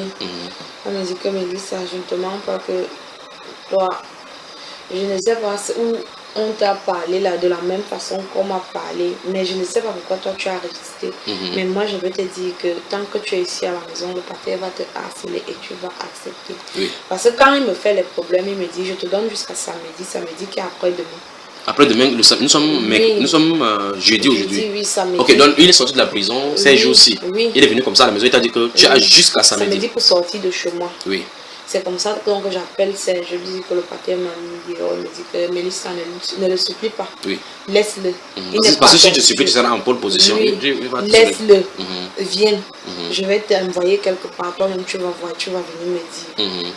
C'est comme ça, donc je suis sortie. Donc avant de partir, il dit aux gens de la maison que Mélissa n'a plus de privilèges ici, elle ne parle à personne, elle n'a plus droit à la nourriture dans cette maison. Il dit ça à qui? Il dit on est là, à deux de nos cousins qui vivent aussi là-bas. Là, quand il dit comme ça, là, on est là de comprendre pourquoi il dit ça, n'est-ce pas? Oui, on est là compris. Mais eux, c'est eux qui n'ont pas compris. C'est comme ça, donc quand il part, on est là, il me dit que Mélissa, tu es sûr de ce que tu fais? J'ai dit oui, je suis sûr. Pourtant, il t'a donné le conseil que garde la position. Mais quand il dit que tu es sûr de ce que tu fais, il te dit ça devant son père. Mais vous êtes encore deux. Oui, mais le pater en haut a fait de s'apprêter pour rentrer. Mais elle te dit ça à haute voix. Oui, il me dit ça, tu es sûr de ce que tu fais? Il dit oui, on est là. Donc, je préfère vivre comme ça que de vivre avec. Tu parles comme ça à haute voix. Et ton père entendait? Il a entendu. Donc ça veut dire qu'en fait ta soeur tente de jouer le jeu. Oui. Pour montrer comme si il a pris sa position. Oui. Aide-la, ne la laisse pas. Ne la laisse pas. Donc d'accord, ne la laisse pas. Donc et là maintenant, Serge dit que quitte la maison, viens, je vais t'envoyer chez quelqu'un. C'est là où il te dit que il me contacte. Oui. Il dit que tu viens. Il m'a contacté, il ne m'a même pas proposé qu'il y a un vrai problème. Oui. Je lui ai dit que je lui ai envoyé un message que fais-la venir ici. Il t'a dit cela. Oui. Et quand il te dit, là tu ne trouves pas de résistance. Et il a dit que c'est long. Donc quand il a envoyé le message à mon mari, il a dit qu'il a rencontré quelqu'un. Oui, il dit mais son histoire est... ça pèse et c'est long à expliquer. Donc je voudrais seulement que tu l'aides. Et mon mari a donc dit fais-la venir. Et moi aussi je n'ai pas dit, il me dit tu vas là, je dis où? Il me dit tu vas aller chez lui. Il dit Élie, c'est qui Élie? Il me dit non. Donc tu vas aller voir. J'ai dit ok, il n'y a pas de problème. Tu n'as pas trouvé de résistance? Non, aucune résistance. J'ai dit ok, je vais partir. Il me dit que toi tu vas voir. Tu te souviens, je t'ai dit cela, tu m'as dit que tu veux vraiment changer de vie. Je vais te poser des questions stratégiques. Oui, tu veux changer de vie. Tu m'as dit que tu as envie tu as envie de sortir de cette vie. Peut-être que tu as péché inconsciemment. Oui, tu veux changer, je dis oui. Il dit que je t'ai même dit que je veux me baptiser, me dit oui, va donc à Douala. Je t'ai dit que je me suis baptisée à Douala, va là-bas. Amen. C'est comme ça donc j'ai dit que ok. Je n'ai pas dit que non, je ne vais pas faire quoi, non. Je suis aussi venue. Amen. Donc tu es venu. Maintenant, on va d'abord prier pour toi. Est-ce que, enfin, tu ne dois pas savoir. Quand on va finir de prier pour toi, après on va te dire que tu sais que tu avais des problèmes, non? On va prier pour toi. Quand les choses qui sont sur toi vont quitter, on ira donc te baptiser. Tu n'as pas, tu ne fais pas de résistance, non? Non. Ici, il n'y a pas de serpent. Et si tu es allé à la douche, tu as vu le serpent quelque part? Non. Tu as bien dormi ici, n'est-ce pas? Oui. Bon, maintenant, tu as dit que tu vas nous préparer quoi? Le légume sauté. C'est ça que tu as comme spécialité. Et là-bas, chez ton père, là, tu préparais? Non, le jour que je suis de bonne humeur. Tu prépares? Est-ce qu'il mange? Oui, parfois il disait que bon, aujourd'hui, Mélissa, c'est toi qui fais la cuisine, je veux manger. Tu prépares? Tu lui sais à table? Oui. Il mange, il te dit merci ma princesse. Oui. Mais il te regarde comme ça, il dit qu'il attend toujours ma chose là. Donc si je comprends très bien, les gens qui nous écoutent, on sait effectivement, donc il est question de ton père qui veut coucher avec toi pour mettre son serpent aussi dans ton ventre. Là, ça fait deux serpents alors bien. Je ne sais pas. Est-ce qu'il a la possibilité alors de mettre... Ou c'est le même serpent, je ne sais vraiment pas. Ou c'est le même serpent qu'on voulait mettre. Le serpent que tu as vu dans la douche là était avec quelle grosseur? C'était vraiment énorme. Et un énorme serpent sort où dans une maison parce que tu dis c'est en étage, Oui. c'est un quartier résidentiel quand même. Oui. Comment le serpent est là-bas et que c'est À un moment, parfois, donc à un moment à la maison, c'était parfois comme il y a le sous-sol à la maison. Oui. On jouait partout dans la maison. Tu es caché, on joue à cache-cache. Tu ne peux pas te cacher dans le noir, tu ne sais pas que tu es caché. Quand quelqu'un, la personne qui te cherche vient avec la lumière, la personne dit aïe, le serpent, donc c'est là que tu te rends compte que tu es caché derrière le serpent. Le serpent est enroulé devant toi. Lui, il est couché, il ne te fait rien. La tête est couchée. Dans le sous-sol de là où on a construit. Il est là tranquille, il ne te fait rien. Quand on tue le serpent, il ne se dérange même pas, il soulève juste la tête, il remet sa tête. Donc, à un moment lui-même, parfois il nous disait souvent que mon serpent vous connaît déjà, vous tous. Oui. La maison, si tu ne peux pas venir faire la sorcellerie, tu viens pour me faire. Donc là, c'est un serpent qui garde la maison. Oui. Et il connaissait. Donc quand tu viens, c'est un peu comme le chien de la maison. Oui. Et quand tu joues à côté de lui, il ne te fait rien. Oui. Donc quand tu viens d'arriver, il est chez toi, il te rend visite chaque fois pour voir vraiment qui tu es. Oui. Mais il n'est pas violent. Non. Il vient souvent te surveiller. Oui, il te surveille, tu es couché, il est là. Je me dis que moi, parfois, c'est peut-être parce qu'il me disait qu'il veut coucher avec moi que parfois je voyais souvent que c'est pas un coucher. Oui, il ne te fait rien. Il est là. On est là même avait dit ça, que toi, tu as même peur de quoi? Il ne fait rien. Il est juste couché là. Parce qu'à un moment, la maman de Onela a voulu revenir. La maman qui était à la maison, avec qui tu avais le problème là? Oui. On est la même qui me dit que, est-ce que tu sais que le serpent est parti, il a dit à la mater que si tu reviens ici, là, moi, je vais te tuer. C'est comme ça que la mater est partie, elle n'est plus jamais revenue. Que le serpent a dit à la maman? Le serpent a dit ça à sa mère. Que si tu reviens dans cette maison, je vais te tuer, tu vas mourir. C'est comme ça que la maman de Ornella est partie. Bon, je pose la question, sachant que cette maman-là, elle a Ornella et 2 autres enfants. Pourquoi elle a laissé Ornella dans cette maison et partie avec les autres? Parce que le papa lui a dit que si tu prends Ornella, je te tue. Attends, les 2 avec qui elle est partie sont les garçons? Les filles. Les filles. Mais Ornella, c'est la première. Waouh. Et tu es la première à ta mère? Ok. Ça se comprend maintenant bien. C'est clair. C'est par conséquent, la maman là, et celle-là, c'est la maman de Ornella, tu as son numéro? Non. Depuis là, tu n'as jamais eu d'intégration avec elle? Non. Je ne veux même pas. Non, faites attention. Tu as dit que tu veux changer de vie. Malgré ce qu'elle t'a fait, tu dois lui pardonner. Il y a des choses que c'est l'antagonisme. Vous étiez en position d'argent, tu voulais l'argent, elle était sa place. Elle croyait que sa place était menacée.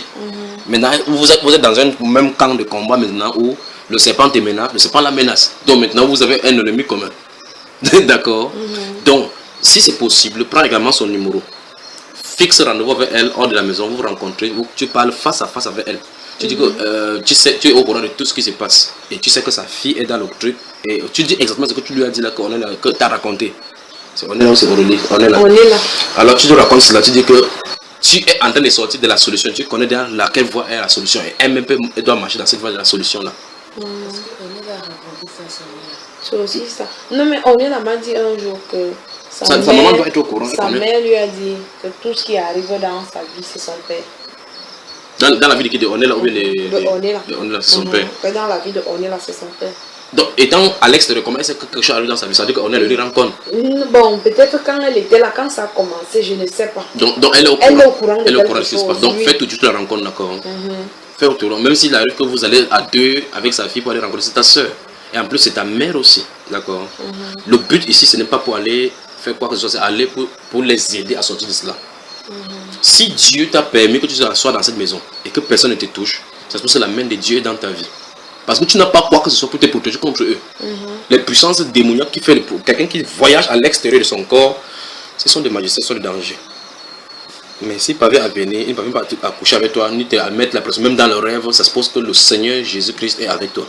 Il n'y a que sa puissance pour te rester là. Puisque même les décisions, même que tu prends de façon ignorante, tu prends les bonnes décisions sans réfléchir. Malgré seulement les petits vols que tu volais l'argent, n'est-ce pas? Parce que... Mélissa.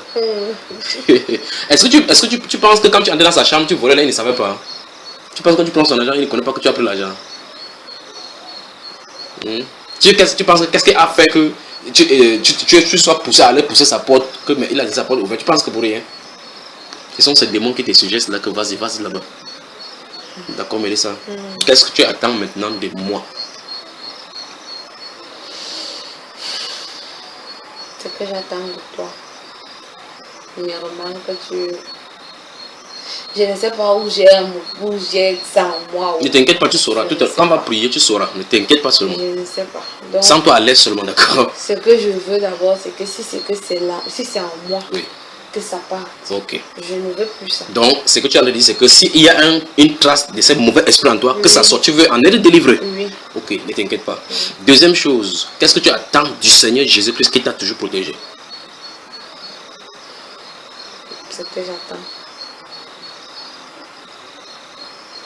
Qu'il continue ce qu'il a toujours fait dans ma vie, me protéger et donc me donner son Saint-Esprit pour que je puisse comprendre la parole de Dieu. Bon, c'est vrai qu'on m'a dit que lire la Bible, je vais lire, je lis ça comme ça, après je vais prier comme ça, mais pour dire vrai, je ne comprends pas. Ok, ça va aller, d'accord. Oui. Maintenant, je vais te dire quelque chose en tant que son serviteur.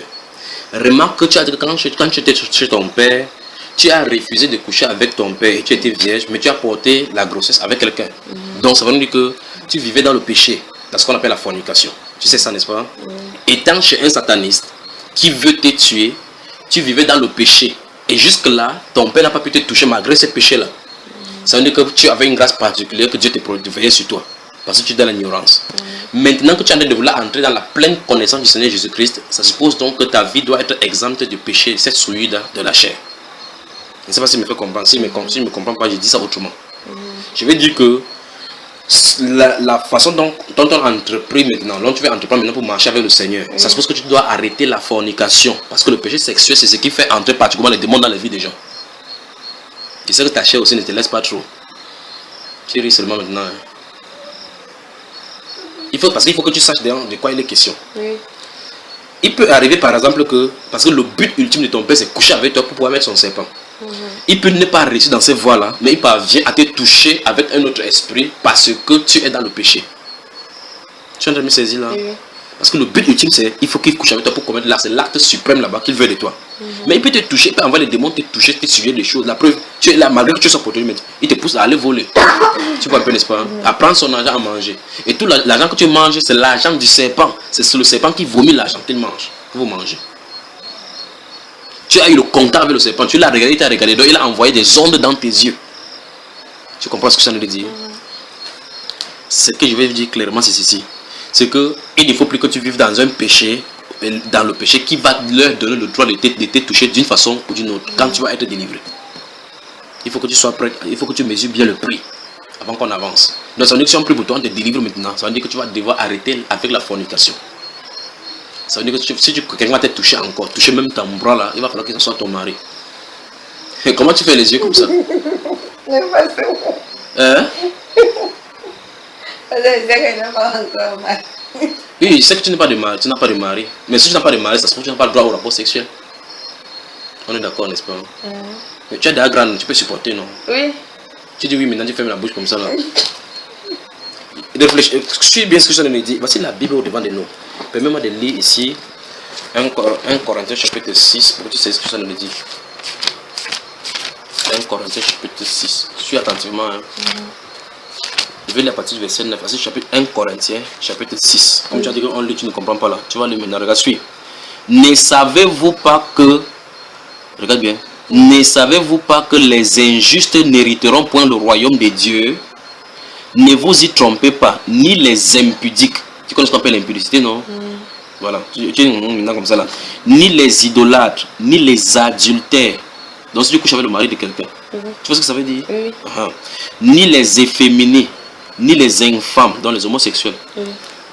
Il dit, ni les voleurs. Tu connais quelqu'un qui volait l'argent? La personne est devant. Ni les voleurs, ni les cupides. Tu as vu la cupidité? Les gens qui aiment trop l'argent, les gens qui aiment le matériel. Tu as vu ça? Ni les cupides, ni les ivrognes, ni les outrageux, ni les ravisseurs n'hériteront le royaume de Dieu. Donc tu vois que si tu commets de telles choses comme ça, tu ne peux pas dire que tu es enfant du Seigneur. Donc tu ne peux pas entrer là-dedans. D'accord?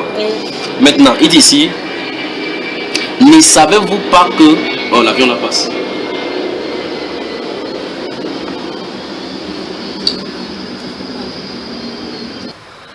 Ne savez-vous pas que vos corps sont des membres de Christ? Donc ton corps est le membre de Christ. Sont des membres de Christ. Prendrais-je donc les membres de Christ pour en faire les membres d'une prostituée? Tu as vu ça? Attends, tu es belle comme ça, tu es brune comme ça. Tu veux prendre ces corps-là pour aller faire la prostitution? C'est normal. Je sais que et c'est le but de Satan là-bas. Quand Satan entre dans une vie comme cela, quand il prend en possession une vie, il les met dans un standard. Et c'est ce que votre père voulait vous faire. Vous mettre dans un standard de vie, un rythme de vie avec de l'argent, de l'opulence et autres de telle sorte que quand tu vas penser quitter cela, ça va vous manquer. C'est pour cela qu'il demande le grade en termes d'argent à Ornella pour qu'elle se sente. Quand elle sort avec une semaine, elle dépense 150 000, 200 000, sachant que l'autre semaine, il y aura de l'argent. Et elle ne peut pas venir supporter manger la banane comme tu as mangé la banane là. Tu vois un peu cela, parce qu'elle part manger les pizzas, elle part à Dover là-bas, à JC là-bas, c'est là-bas qu'on partit, à Bastos. Black and white. Black and white. Tu prends un peu le whisky, elle met là-bas, elle boit. Elle soulève le pied, met sur la tête, elle se lève, elle trémousse encore un peu le corps, les balises. Tu vois ces villes, en faisant ça, vous vous livrez dans la dissolution. Vous entrez dans la prostitution, ça vous en rendre compte. Vous pouvez regarder un homme, il vous plaît, c'est vous qui payez l'argent pour l'homme. N'est-ce pas, Mélissa? Ok. Maintenant, tu commences à dire, avec petite voix. Il dit, prendrais-je donc les membres de Christ pour en faire les membres d'une prostituée? Il dit, loin de là, ça dit jamais. Ne savez-vous pas que celui qui s'attache à la prostituée est un seul corps avec elle? Car est-il dit, les deux deviendront une seule chair. Donc toute personne qui a couché avec ta petite soeur est en train de porter comme ça la malédiction, ça rend compte. Toutes. Tu vois ça? Après il dit, mais celui qui s'attache au Seigneur est avec lui un seul esprit. Veux-tu t'attacher au Seigneur Jésus-Christ? Si tu t'attaches avec lui, tu ne peux pas t'attacher avec le Seigneur Jésus-Christ en esprit, en attachant ton corps à la prostitution. Donc il faut que l'un soit coupé. Soit tu t'attaches à la prostitution, tu laisses le Seigneur Jésus-Christ tranquille. Dans ce cas, tu es vulnérable. Soit tu t'attaches maintenant au Seigneur Jésus-Christ. Donc ça veut dire que tu dois entrer pleinement, corps, âme et esprit en Jésus-Christ. Et là, tu vas quitter la voie de la prostitution. Même si c'est n'importe qui veut te dire que hey, Mélissa, je vais te toucher, tu dis non. Maintenant, je connais la vérité. D'accord? Et maintenant, puis il dit ici, mais, non, j'ai la lu là, verset 18. Fuyez l'impudicité. On a dit qu'on fasse comment? Tu as vu ce qu'on a dit, non? Dans l'autre version, on dit que fuyez l'immoralité sexuelle. L'autre version utilise l'immoralité sexuelle. L'impudicité, c'est l'immoralité sexuelle. L'autre version encore utilise la fornication. Il dit fuyez la fornication. Tu entends? Il dit quelque autre péché qu'un homme commet, ce péché est hors du corps. Comme par exemple, tu allais voler l'argent, c'est hors du corps. Mais quand tu pêches avec l'impudicité, parce que tu échanges de l'énergie avec quelqu'un, c'est pour ça que ton père veut déposer sa semence en toi. Mais c'est une malédiction seulement. Je vais te montrer cela à l'intérieur. Dans la Bible, pourquoi on ne doit pas faire cela. D'accord? Ici dit, fuyez l'impudicité. Quelque autre péché qu'un homme commet, ce péché est hors du corps. Mais celui qui se livre à l'impudicité pêche contre son propre corps. Veux-tu vivre ainsi? Ne savez-vous pas que votre corps est le temple du Saint-Esprit qui est en vous, que vous avez reçu de Dieu et que vous ne vous appartenez pas à vous-même, donc ton corps ne t'appartient plus. Si tu veux venir à Christ, sache que ton corps ne doit pas t'appartenir. Comme tu as dit tout à l'heure que tu veux qu'il te donne son Saint-Esprit. Il faut que son Saint-Esprit vienne habiter en toi. Et par conséquent, ton corps ne doit plus t'appartenir. Donc tu ne dois pas faire ces choses-là avec ton corps. Maintenant ici, il dit verset 20. Car vous avez été rachetés. Non, je crois que c'était. Ici, il dit. Vous avez reçu de Dieu et que vous ne vous appartenez pas à vous-même. Donc même ton corps ne t'appartient pas à toi. Donc tu n'as pas le droit sur ton corps. Comme tu as gravé le papillon partout sur ça là. Mais le verset 20 dit. Car vous avez été rachetés à un grand prix. Glorifiez donc Dieu dans votre corps. Dans votre corps et dans votre esprit qui appartiennent à Dieu. Donc ça veut dire que ton corps et ton esprit doivent être utilisés pour la gloire de Dieu. On va lire Lévitique. Je vais lire Lévitique maintenant. Je suis directement tombé dans Lévitique chapitre 18. Je lis le verset 19, tu suis. Tu ne t'approcheras point d'une femme pendant son impurité menstruelle pour découvrir sa nudité. Tu as vu? Donc c'est la sorcellerie. C'est pour ça que ton père connaît que quand tu fais quand tu saignes, tu donnes le sang. Regarde bien. Tu as vu? Le menstru. Et tout ce que Dieu interdit, c'est ce que les satanistes utilisent pour la puissance. L'homosexualité, tu entends quelqu'un dire pour aller chercher le travail, il faut qu'on ne couche pas derrière. Pour qu'il y ait l'homosexualité. Tu as entendu ces choses-là quand tu étais avec eux, n'est-ce pas? Et quoi que tu vas nous raconter aussi si tu veux. Bon, je lis à partir du verset 6 ici. Lévitique chapitre 18, verset 5 en suivant. Vous observerez mes lois et mes ordonnances. L'homme qui les mettra en pratique vivra par elles. Je suis l'Éternel. Nul de vous ne s'approchera de sa parente pour découvrir sa nudité. Je suis l'Éternel. Tu as vu? Suis. Tu ne découvriras pas la nudité de ton père. Tu as entendu? Je crois qu'il va falloir que tu rentres ici avec que ta petite soeur puisse lire là. Tu rentres, tu dis à ta petite soeur que prends la Bible, tu lis le verset 18. Tu lis qu'elle lit souvent. Tu ne découvriras point la nudité de ton père, ni la nudité de ta mère. C'est ta mère. Tu ne découvriras point sa nudité. Tu ne découvriras point la nudité de la femme de ton père. Donc, quelqu'un qui est marié, peut-être que si ton père avait un fils et que la femme qui est à la maison, elle ne doit pas aller coucher avec elle. C'est la nudité de ton père. Tu ne découvriras pas la nudité de ta soeur, fille de ton père ou fille de ta mère, née dans la maison ou hors de la maison. C'est la Bible ça, non? Tu ne découvriras pas la nudité de la fille de ton fils ou de la fille de ta fille, car c'est ta nudité. Tu ne découvriras pas la nudité de la fille de la femme de ton père, née de ton père, c'est ta soeur. Tu vois l'inceste dans la famille et autres là. Vous avez connu ça? Non, c'est vrai que dans notre famille. Dans votre famille, dans la famille maternelle plutôt éloignée. Tu ne découvriras point la nudité de la soeur de ton père. C'est la proche parente de ton père. Tu ne découvriras point la nudité de la soeur de ta mère, car c'est la proche parente de ta mère. Tu ne découvriras point la nudité du frère de ton père. Tu ne t'approcheras point de sa femme, c'est ta tante. Tu entends? Tu ne découvriras point la nudité de ta belle-fille. C'est la femme de ton fils. Donc on a dit ça de un homme ici. Tu ne découvriras point sa nudité. Tu ne découvriras point la nudité de la femme de ton frère. Donc comme je suis comme ça, si j'ai un frère et que elle a une femme, je ne peux pas aller m'approcher de sa femme. C'est la nudité de ton frère. Tu ne découvriras point la nudité d'une femme et de sa fille. Tu peux commenter ça?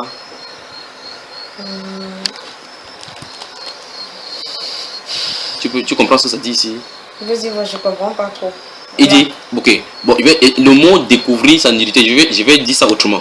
Tu ne coucheras point avec une femme et aussi avec sa fille. Tu as bien compris? Comme exemple, comme quoi? Donc, si tu sors avec une femme et qu'elle est une fille, tu couches avec les deux. Tu ne vas pas faire ça. Et puis encore, si c'est ta propre femme, tu couches avec ta femme a un enfant. Tu peux encore coucher avec cet enfant-là. Ton père a couché avec ta mère pour t'avoir. Maintenant, il va coucher aussi avec toi. Ton père a couché à la maman de Aurélie. Mais c'est quand même curieux avec cette histoire de Aurélie. Ton père a couché avec la maman de Ornella. Maintenant, il a fini de coucher. Ornella sort. Mais c'est quand même curieux. Donc, ça dit qu'il a vu Ornella grandir. Donner le tété à l'enfant. Grandir dans sa maison. Il a envoyé à l'école. Elle grandit. Il veut coucher avec un enfant. N'est-ce pas la malédiction? Tu penses que cette personne a un cœur? Un cœur juste que Dieu a donné.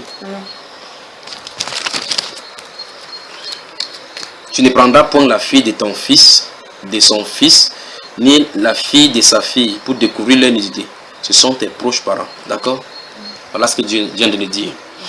Maintenant ici, Il dit ici, verset 18, vous ne ferez point d'incision dans votre chair pour un mois et vous n'imprimerez point de figure sur vous. Ça c'est déjà passé, d'accord. Tu as déjà fait, donc on ne peut pas rien faire. Tu vas me demander pardon à Dieu, n'est-ce pas? Parce que même pour 16 jours, ça ne le laisse pas. N'est-ce pas? Bon. Maintenant, je lis le dernier ici. Ne vous tournez point vers ceux qui évoquent les esprits. Donc, la malédiction encore vous attend si vous allez plutôt vers du côté des marabouts. Il dit, ne vous tournez point vers ceux qui évoquent les esprits, ni vers les devins. Ne les recherchez point de peur de vous souiller avec eux. Je suis l'Éternel votre Dieu. Dieu te dit que c'est moi, c'est vers moi que vous devez venir. Donc si vous avez des problèmes comme ça, ou bien on est là le problème, elle part chez le marabout. Quand le marabout va avoir la puissance, en fait, si le serpent qui est à l'intérieur est plus puissant que le marabout tente et va mourir. Même si elle va chez un pasteur, le pasteur dit, ah je suis le Seigneur, et qui met la main sur lui, sans que ce soit l'autorité de Dieu qui est sur lui, il va confirmer. Parce que le serpent là est puissant. Je lis Deutéronome. Deutéronome chapitre 18. Regarde. Lorsque tu seras entré dans le pays, Deutéronome chapitre 18 à partir du verset 9. Lorsque tu seras entré dans le pays que l'Éternel ton Dieu te donne, tu n'apprendras point à imiter les abominations de ces nations-là. Qu'on ne trouve chez toi personne qui fasse passer son fils ou sa fille par le feu. Personne qui exerce le métier de devin, d'astrologue, d'augur, de magicien. Tu as vu ça? D'enchanteur, personne qui consulte ceux qui évoquent les esprits ou disent la bonne aventure, personne qui interroge les morts. Tu as vu ça? Car quiconque fait ces choses est en abomination à l'Éternel. Et c'est à cause de ces abominations que l'Éternel ton Dieu va chasser ces nations devant toi. Tu seras entièrement, tu as vu le mot? Tu seras à l'Éternel ton Dieu. Donc il n'y a pas de demi-mesure. Tu dois être entièrement à Dieu. Parce que Dieu ne veut pas que tu partages une partie avec lui, une partie avec eux. Il dit verset 14, car ces nations que tu chasseras, écoute les astrologues et les devins. Mais toi, l'Éternel ton Dieu ne le permet pas. Tu entends ça? Dieu veut quelque chose, Dieu veut qu'on lui soit totalement soumis. Alors tu vois donc que Dieu a parlé aux Juifs depuis longtemps avant que Jésus-Christ ne vienne, au temps de Moïse, pour montrer que les actes que ton père est en train de faire n'ont pas commencé aujourd'hui. Les gens que nous voyons dans les grosses voitures, effectivement, comme tu as dit, ton père t'a dit, il dit quand vous entrez dans les grosses voitures, qu'est-ce qu'il a dit là? Qu'est-ce que tu as dit qu'il a dit là? Tu ris maintenant. Si on dit maintenant que va, on rentre dans la maison, ta tête va chauffer. Tu as dit que ton père a dit quand vous entrez dans les grosses voitures, là-bas, il a dit que vous faites. Répète-moi encore la phrase. Ah, Mélissa, c'est quoi? Mélissa, courage, ne pleure pas, d'accord? Ne pleure pas. Le Seigneur Jésus-Christ est avec toi, il a toujours été avec toi. Mère de Mel. Mélissa, viens embrasser ta soeur. Viens embrasser ta soeur. Oh, Mélissa un peu pleurer. Ne pleure pas. Le Seigneur Jésus-Christ t'aime, d'accord? Lève là, tu l'embrasses. Embrasse-la. Nous t'aimons, d'accord? Courage. Ça va aller. Ouais, courage, Mélissa. Courage, ça va aller. Courage, tu as désormais une famille. Le Seigneur Jésus-Christ va te libérer, d'accord? Ne crains pas. Et souviens-toi que c'est ta maison ici. Tu peux rester ici autant que tu voudras, d'accord? D'accord, ma soeur? Ne t'inquiète pas. Donc tu vois, avec le recul, tu vois dans le luxe dans lequel tu te trouves, c'était ton âme qui était en jeu, n'est-ce pas? Maintenant, tu es une grande fille. Même si tu n'es pas là maintenant, elle ne peut pas te retrouver là où tu te trouves. N'est-ce pas? On va prier pour toi, ça va changer. Mais ce n'est c'est le début d'un grand parcours et d'une vie excitante devant le Seigneur, avec le Seigneur.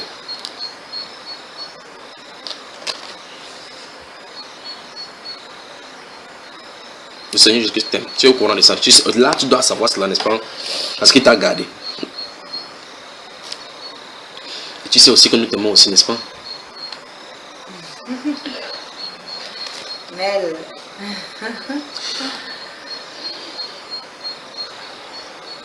Tu aimerais qu'il fasse venir Jésus à Douala. Voilà. Tu lui dis donc, toi-même tu lui envoies le message, tu dis qu'il faut que lui descende. Parce que lui aussi il a des problèmes par rapport à son voyage. Il faut que vienne, on en profite, on en parle. C'est ça, n'est-ce pas? Parce qu'il faut qu'on mette des points sur les points sur les i. On peut s'arrêter ici maintenant pour cette partie de conversation. Donc, en clé, ton père veut coucher avec toi pour mettre le serpent dans ton ventre. Un papa qui aime son enfant ferait quelque chose. Maintenant, tous les jeunes filles dans le monde entier qui sont en train de suivre ce témoignage et qui passent par les... prenons celles qui sont entrées dans les sectes et ne peuvent pas sortir. Celles qui ont le serpent dans le ventre comme ça et puis ne savent pas comment sortir. Qu'est-ce que tu peux leur indiquer? Qu'est-ce qu'elles peuvent faire selon toi? Quel conseil peux-tu leur donner? Pour moi, déjà, d'abord, il faut que peut-être que quelqu'un les amène, que quelqu'un les explique que Dieu existe, donc que Dieu est là pour eux. Que si tu veux vraiment sortir de ce chemin-là, oui, Dieu va t'aider à sortir de là. Donc si la personne décide de sortir, qu'elle cherche du côté de Dieu. Oui, du côté de Dieu. Il suffit juste que toi-même tu aies d'abord ta propre volonté que non, je veux sortir de là. Si tu n'as pas, je ne crois pas que tu peux vraiment sortir. Et pour celles qui, malgré qu'elles savent qu'elles ne savent pas, il y a des filles qui sont lesbiennes, des filles qui sont homosexuelles, des hommes qui sont homosexuels, et elles ont de l'argent, on leur donne de l'argent. Qu'est-ce que tu leur conseilles? Je vois qu'il y a certaines personnes qui disent que l'argent fait le bonheur, mais je ne crois pas que...